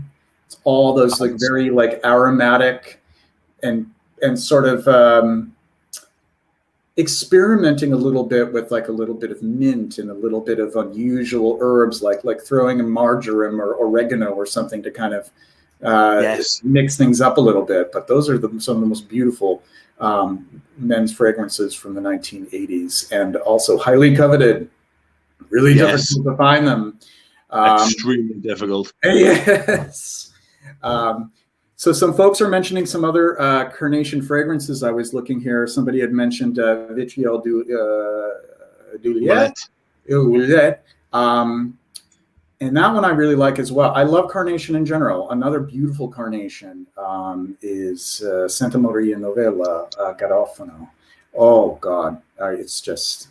And then the Santa Maria Novella fragrances, like they claim to be these eau de colognes, but a lot of them have serious legs, and they really are just beautiful for hours. So, yeah, they sit really close to the skin. I didn't realize they bloom like that. They can. I mean, not every single one of them, but the ones that I love, like Garofano. I mean, Aqua de Cuba. Oof, that one is. I don't know if anyone knows that one, but that's just like a very heady tobacco. Another beautiful one. It's just, I love looking at the conversation too and see what other people are discussing. Blend 30 is high on my list. Then that sounds so familiar. Opium is Overdose. I love Opium. Opium, the original. I have a lot of women's fragrances too, and I don't consider them women's fragrances because fragrances have no gender. They were just marketed to women. Love Opium. Love Cinnabar. Oh. Cinnabar is really nice. So, Joseph, when you got into fragrance, you say in 2014, did you start off with designers like everybody, or did you just jump into vintage? Like, how was your path constructed? My path was really interesting because, like I was saying earlier, it was just sort of like it was kind of like on the side, you know, like I liked smelling nice things because I had fragrances. I had my own fragrances long before I was interested in studying how they're constructed. So I probably got my first niche fragrances in the late 2000s. And the first ones that I got around that time, I got 3 Serge Lutens. I got Ambre Sultan, Shaggy, and Arabi. And then around that time, so my discovery of niche fragrances was just going in a mall into the high-end sections of department stores. Like I went into Barney's, and that's how I learned a lot of stuff. I went into, Neiman Marcus or Saks, and I just explored the fragrance counters. I had Frederic Malle, I had Vetiver Extraordinaire and Angelique Sous le Puy. I never replaced them. But I had them back in the day. I had Bois d'Orange, when I think it's now French Lover. So I had, but I wasn't like this huge frag head. I was just like, I was just trying to pick up people and what was your smell nice. So. What was your discovery like going from designer, or even if you started from designer, and what kind of pulled you into niche or more artistic pieces? Oh, did you have this aha moment where you're like, I think I was interested in things that were off the beaten path, that were not mainstream. And I've always been like that with everything from music to film to art. But I did have, I did have designer fragrances. And I think one of the first of designer fragrances I had was Coty. I think it wasn't even made by Coty at the time, but Aspen. I had Aspen. I had Polo the Green, and I had, and this is interesting because it is kind of a darling of the 80s and early 90s frag heads, but I also had Bogart Witness, and I actually got that in my stocking, Christmas stocking. It was like one of those sort of like stocking stuffers. So I had no idea. I didn't seek out other Bogart at the time. I was like 14 years old. It was just like a fragrance I got for Christmas. And then it all kind of came full circle years later. So, yeah. I had a bottle of Bogart Witness. The spray broke and I had to decant it. But I wasn't a fan, I must admit. I went off Witness. I ended up giving it to a friend. I bought it off a guy from Greece. It was very simplistic. Yeah.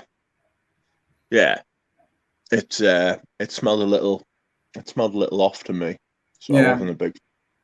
I also think some of those, they don't age very well if they're not kept very well. The certain components in them. So you got to be careful. You do have to be careful when you're buying vintages. You've got to be very careful because it's very easy to get them and they're off. Whereas. I just bought an 80s bottle of Eau d'Imperial by Guerlain, the Imperial Cologne. Yeah. It's as fresh as the day it was born.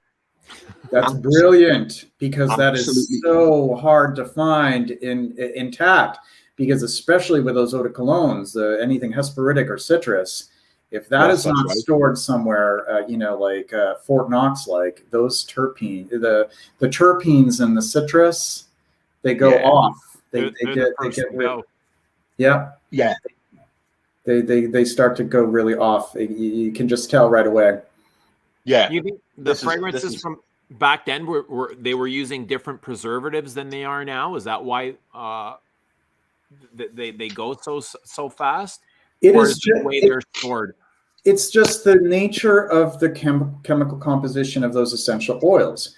Because when you're talking about oils that come from citrus, for example, or anything that has allopathic aldehydes, or there's a few others, like certain herbs and spices also have these volatile components in them, and these volatile components have a much high, there's a weight to these molecules.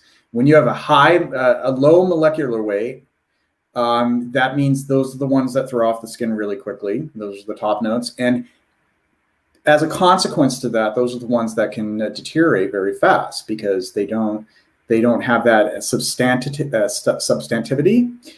So there's changes that happen chemically. They sort of, there's different terms for it in chemistry. They can acetylize, they can get more acetate smelling, they can convert to terpenes, so they end up smelling a little bit too turpentine-y rather than like bergamot or orange. But that contrasts with your base notes like your patchouli, sandalwood, olivinum resin, labdanum, which are very high molecular weight, and they don't evaporate as quickly. And when people are enjoying vintage fragrance, what they're really enjoying is the way that those heavier molecular weight materials have evolved over time. It's an interesting debate to have too, because like with vintages, like people enjoy. I think like people who really fetishize vintages, they fetishize the way it smells as it is today, not keeping in mind that that wasn't even the perfumer's intention, because it's not. They don't smell the same as they had, as that bottle was first produced 30, 40, 50 or more years ago. It would have been much more fresh. More fresh. Well, you'd have more of those top notes. The top notes are not as deteriorated. And then even the base notes, they change over time. They may smell much more, there may be more depth and richness and this complexity that wasn't there to begin with. But as you know, that's at the expense of the overall composition sort of collapsing a little bit. But there are exceptions, like with Rich, he mentioned that where something was stored impeccably. It doesn't mean that when you do collect vintages, you're not going to find one that's been preserved so well that the integrity of the composition has been maintained. It's out there. It's just you have to be very careful when you're shopping for them. That Eau de Guerlain that Rich showed, it looks like a Pepsi bottle. Or yeah, I was noting it. Yes. Yeah, it is. It's unbelievable. It's honestly, it's as fresh as the day it was born. That's beautiful, incredible. And it dries down to like a minty spice. It dries down to like a minty spice. There's no top notes. There's no like base notes. I mean, there's no base notes in that perfume anyway, basically. Yeah. But it's absolutely stunning. Like, I wish I could get like a backup bottle of that. I would have another bottle of that, because the thing is with those eau de colognes, they're made to be sprayed like wild and free. You know, you're supposed to be able to just like throw them on once an hour, once every 2 hours, just to freshen up. Right.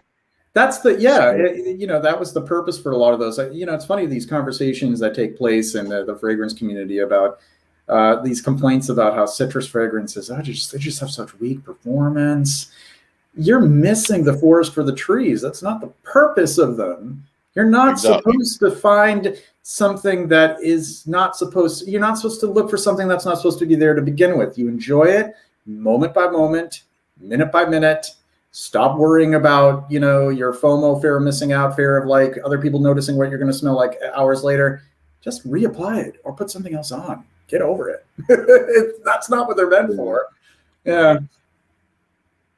Right. So Ramsey, thank you for the kind words. I've been noticing some of the comments here. You also have a lot of female targeted fragrances listed, I noticed. Good to get to explore the old school female frags too. Absolutely. I am surprised at how many people out here in this community, the males, who are so afraid to even be adjacent to a female fragrance, for fear of, I don't know, losing their masculinity, like fragile masculinity. I don't know. Don't be worried. Horrible. Joseph, somebody was asking if you have your perfumes close by and if you can show them. Oh, yeah. Well, I have to sign off pretty soon, but I can show a couple of them. I will bring out, before I go, I'll bring out like a few of them. I just have to step away from my desk here in my office, and I'll just choose some at random. Yeah, sure. Okay, I'll be back. Will wait patiently. Yeah, sure. All right. Well, that's pretty exciting. Yes. Yes. Ben is asking if anyone can sort him out with a vintage Polo Sport. I may very well be able to do that. If he wants to sort out an email, I don't know if I've still got his email address, but I may have a vintage Polo Sport, like the Cosme version from like the 90s, because that was one of my like signature scents when I was like a teenager as well. One of my first scents. Did a lot of damage with that perfume. Good stuff. So the guest we're having here, this is Joseph Colburn, who's but he's he posts content on Instagram, and we've been following each other for a while and chatting and sharing things. And he offered to come on and share his thoughts on perfume and, just have a good time. So that's Joseph. And he seems really knowledgeable and passionate, and we're having fun. And if anyone else ever feels like coming on, just shoot me a message and we'll try and arrange something. All right. right, I'm coming. All right, I got a handful. Hope you're ready for it. All right. I hope you have big hands.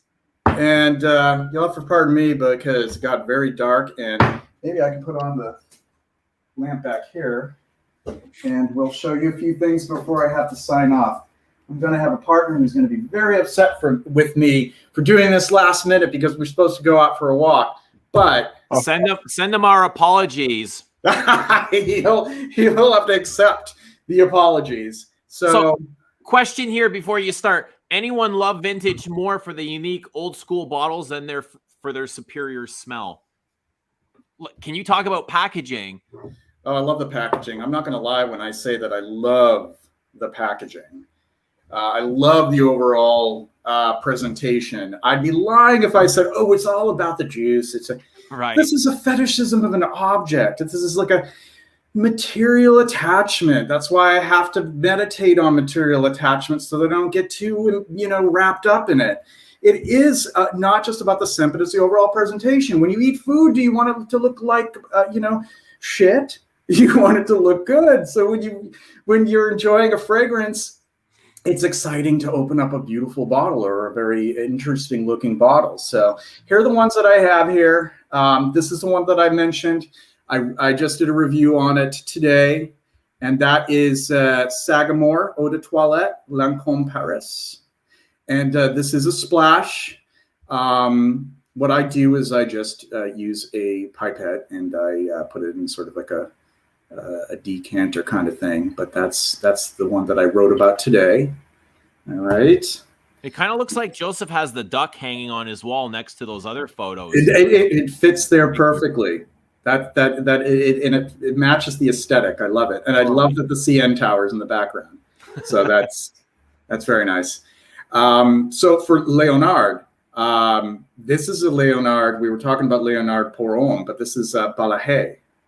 By Leonard Paris. This is an amber or oriental. We're trying to move away from that a little bit, I suppose. But this has a very pronounced plum note, and it's gorgeous. So there are a number of Leonard fragrances out there that are actually quite nice. That being another one of them.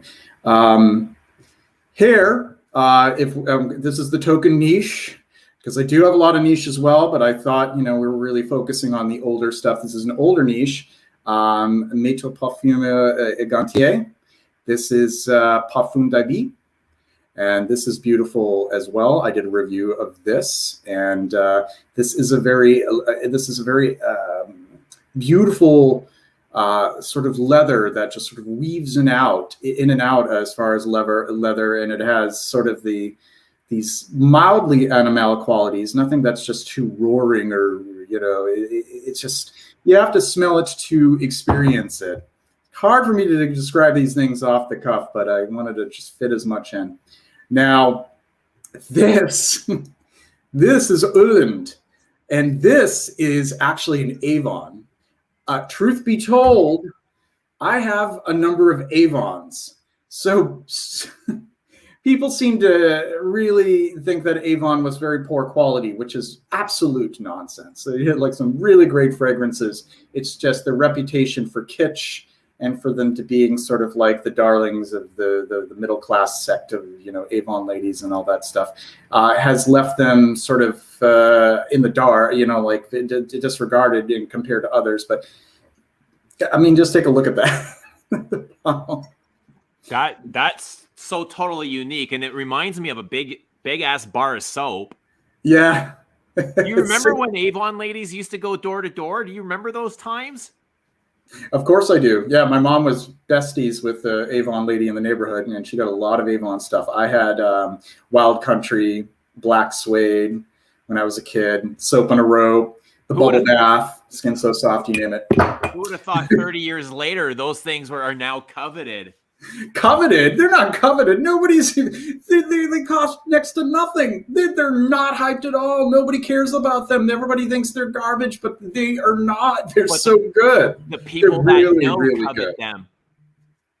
Yeah, this cost me, I don't know, this cost me $20. Can you believe it? I mean, it's a splash, and they're all splashes. I mean, sometimes I splash, sometimes I got to spray, but yeah. And then lastly, because I do have somebody who's waiting for me now, the two. I have yes. that one. I have both of those. Yes.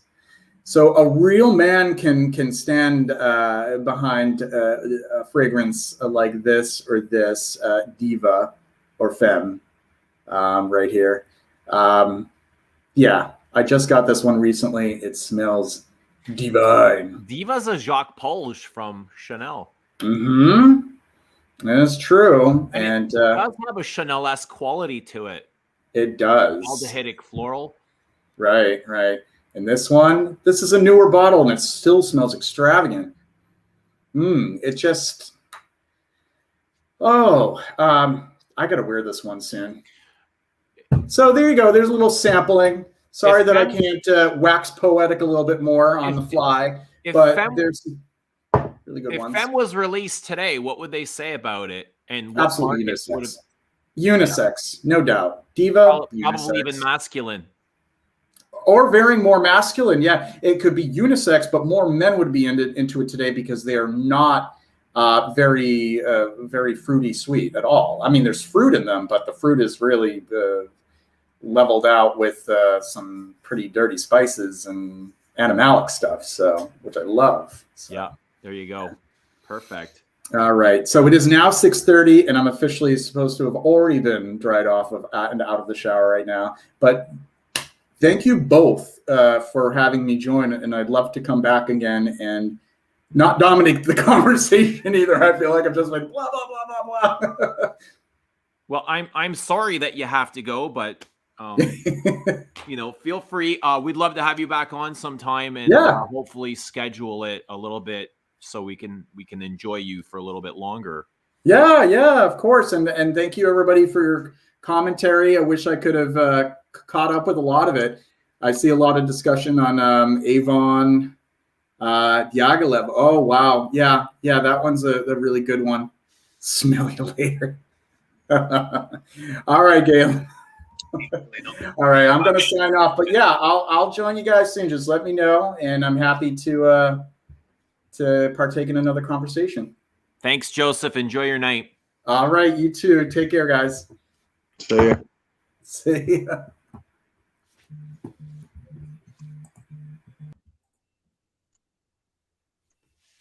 There he goes.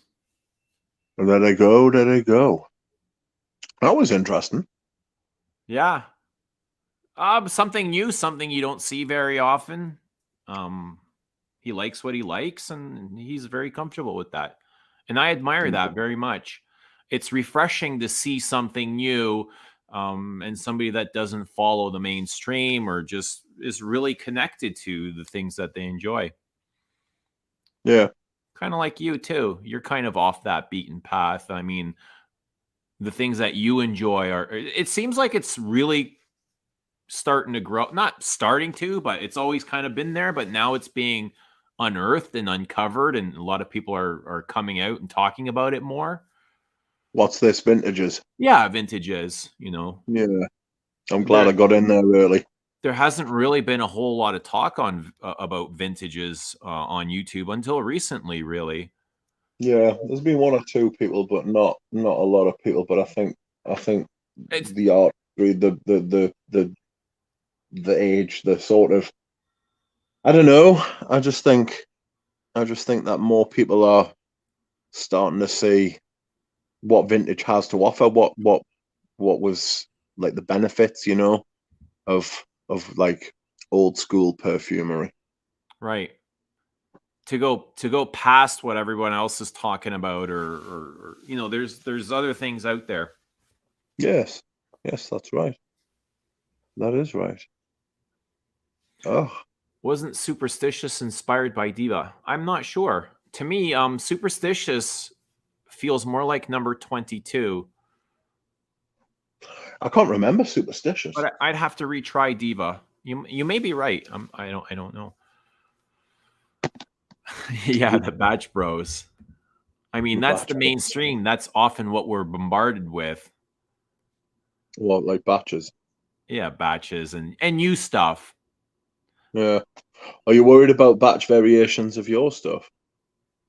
It's come up, and Antoine says since you're working with naturals, it's very possible. They might change from year to year. Yeah. Yeah. At least he's hopeful that they'll be going for years. Yeah, you know what? That's a good shout, right? Yeah. There you go. He's thinking that it could happen. Years and years of perfume. There you go. Yeah. It's like, would you ever sell the brand? Like if it got big, would you sell it? It's not something that I have put any thought into, to be honest. But it is something I really enjoy, and if I'm going to sell it, there's got to be more reason to just selling it for the sake of selling it. I'd have to have something else to be doing, or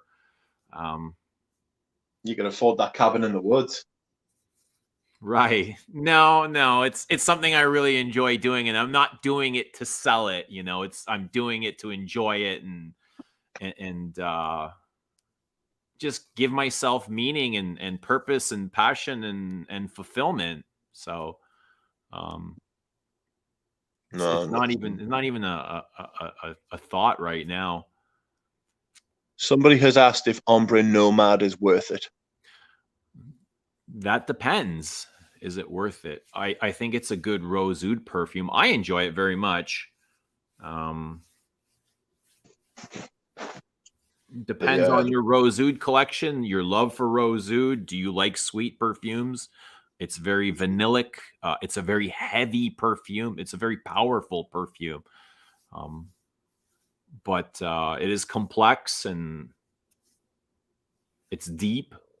I enjoy it. Would I repurchase it again? I think I would. Very much so. Really? Yeah. Ombre. That's the rose oud, right? Pass. Yeah. I don't know. Ombre. If that's the rose oud, yes, I would repurchase it. I find it to be a better version of Rose d'Arabie. Okay. More complex, better made, even. I can't wait. Try the rest of the line. The Gucci counter, the Gucci exclusive counter has just opened in my local department store. So I am very much looking forward to smelling that. They've just got a few brands in, like Ormond Jane and Initio and Parfums de Marly. But apparently they're going to open a Guerlain boutique. Because there's a Harrods like offshoot opening somewhere in the northeast, in the shopping mall called the Metro Centre. So apparently they're going to open like a Guerlain boutique there, which should be interesting. And see if they've got more. It'll probably be fully stacked. Well, we'll have to see. I wouldn't be surprised if it wasn't. Because there's not a huge amount of perfume like selection available where I live. But Blackpool? No, it's not Blackpool. Just don't do that. There's donkeys on the beach in Blackpool. There's no donkeys here. Those of you who have tried both, the Moon versus Ombre Nomad, I'll leave that to the chat. I'm not going to answer that. I like I got a sample of the Dawn today, and I have put it on. How do you feel about it? I think it's a cross between the Moon and Promise. Ooh. I think it smells and a bit of Hortus Sanitatis in there as well. I think it smells more like a Gucci exclusive than it does like a Frederic Malle. I think Gucci exclusive? I think it smells more like a Gucci. Like it smells more like there's a note in there that is very similar to one of the notes in Hortus Sanitatis. Papyrus? But it might be papyrus. I don't know if there's papyrus in the Dawn. I find it closer to the night than the moon. And I think Maybe. it might be like if I would have, it might be one of my favorites from that line. Really? It's very dry. Like I've got like the dry, well, not the dry down, but I've got the mid to the dry down on, and it's smelling weird. It's not my favorite. It's not my favorite from that line. It's not as dirty as the night, at least not on the opening. It gets a little bit dirty, but I think it develops a little bit better than the night. Yeah. The dawn. The It dawn. still has that barnyardiness, but it's not as full. It's not as crass. Yeah. It's more restrained, but it's definitely still there. I wouldn't buy it. I don't think. I don't know what it's worth. I don't know what it's worth, but I wouldn't go. I wouldn't go out and buy it. It's a high quality perfume. I feel like there's a fruity top note, maybe apple. Is that what your comparison to promise is? There's something of promise. It feels like it lies between promise and either the moon or the night. It's got that sort of oud aspect to it, but it's also got like a cypriol papyrus sort of jazz going on. Very strange. Who was the perfumer for it? Rascanet. Carlos Benaim. All right. Rascanet did the moon. The moon, that's right. I still think he should have gone to Dior. He would have been good at Dior. Who? Rascanet. What about Benaim? Benaim would have been brilliant, but I think he's a bit old. I think Dior needs someone young, new, fresh. I think to escape the like Kurdejan's gone there, and it's like he's not young and fresh and new anymore. He's like in the prime of his career. Now I get why he's actually very fresh. He's too fresh. I would go with Rascanet. I would have gone with Vassed. Yeah, I don't think he's going to leave Guerlain at any point. I think he's there for a long time to come. What if he didn't have to necessarily leave? He could do both the same way. Oh no, you couldn't do that. You couldn't split loyalties between Guerlain and anyone else. You couldn't sail a ship like Guerlain and then have command over like another brand as well. It just couldn't be done. Guerlain's massive. I didn't realize how many perfumes Guerlain have got going on at once. Like Guerlain are spinning a lot of plates at the minute. His time will be completely consumed with Guerlain, and if it's not, it should be. Because they've got to keep the quality high. They do, and I don't think he spends as much time creating as much as he used to, because now he's traveling and sourcing and selecting raw materials. Yes. I'm sure he still has a lot of say in the final product, but he's got Delphine Gelk, hasn't he? That's who works on. Is it Delphine Gelk or is it Delacour? No, Delacour is doing her own thing. She's launched her own brand. I don't think she's with them anymore. No. She was for a while. No, she was, yeah. And even with her own thing, they wanted her to stay on, but I think she just got, caught up and tied up with whatever she was doing.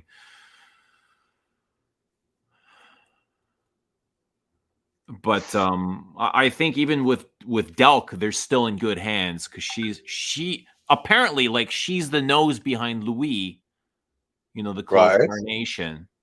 Oh yeah. And I thought that was fabulous. We were just talking about Cloves and Carnation, weren't we? We were. Yeah.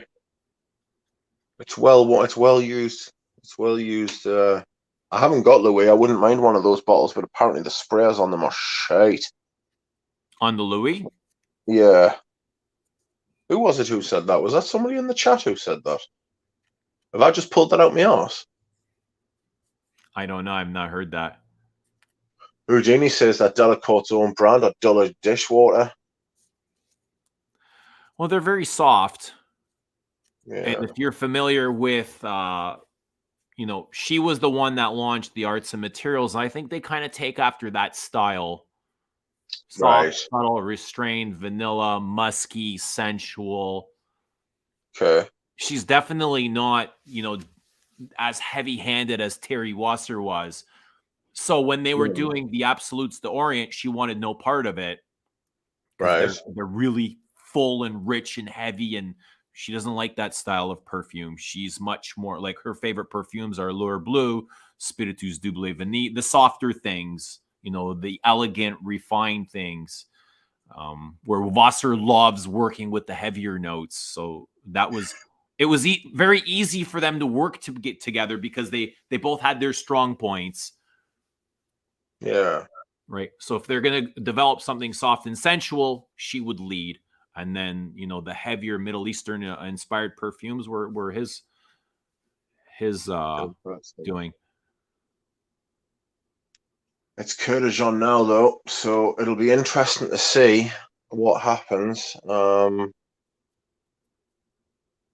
It's gonna be very interesting to see what would happen. I have a sample pack somewhere, Houdini, and I've never really dug into them. I can't imagine they're. Are you saying gross? Good. Oh, they're not very good. I imagine they're all mostly vanilla. Do you know what I did? Do you know what happened to me today? I don't. I got some samples from Raz Scott, who you may have seen in the comments of Okay. certain videos, and he sent me Sahara Noir, Tea for Two, and what the hell was the other one he sent us? I like both of those a lot. Do you know what? I don't really care for Sahara Noir. Really? It was the first time smelling it today, Why? but it's just dry. It just seems a bit boring. I was expecting a bit more. Yeah, it's dry Like, woods, incense, ambers, smoke, very churchy. yeah, Kind of. I wasn't. I thought it was really good, actually. Sahara Noir. I also got a sample of Givenchy pie, like a vintage Givenchy pie, Ooh, which is I wasn't. interested me. You like that better than Sahara Noir? I haven't tried that one yet. That's the only one from the samples that he gave us I haven't tried. Because I also tried another one, which Greggy Boy decanted for us called the Dawn. Obviously, by Mar, the one we've just been talking about. I got that sample off him today as well. So I ran out of skin, basically. I was just... I got some pie in my mouth. Nothing wrong with that. I got some pie in my mouth. Now you love pie. Remember the cherry pie? Remember the pie videos? Pie videos were outrageous. You still eat cherry pie? It's been a long time. Did you get some cherry pie? I should. It's good for you. Get some cream. Get some pie. Mm. It's good stuff. Nom. Like pie a lot, but I not haven't had pie for a while. Givenchy pie. It's a bit sweet. I had a bottle of Givenchy. It's very sugary as well. It's very sugary. It's sugary, resinous vanilla, from what I remember. And Yes, it's been years yes, since you're I up. wore it. That's right.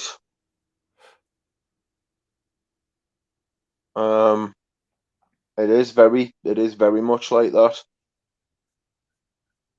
It is very much like that. I'm not sure I would want to fork out for a vintage. I It definitely smells would. like it's got that sort of. It smells a bit like Bogart Pour Homme. I don't know if you've ever smelled Bogart Pour Homme, but it's got that sort of vanilla, not tobacco-y sort of. Yeah, it smells a lot like Bogart Pour Homme. Really? Yeah, Bogart. it does actually. Isn't Bogart Pour Homme a green perfume?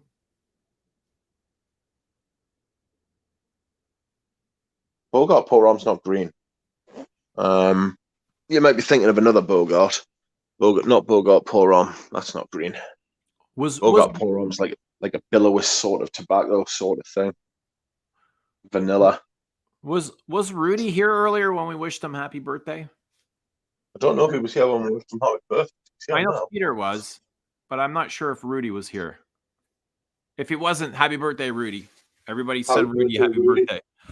And Peter and Guillaume Balaguer. Guillaume Balaguer's birthday today as well. It's just a journalist. You won't know who he is.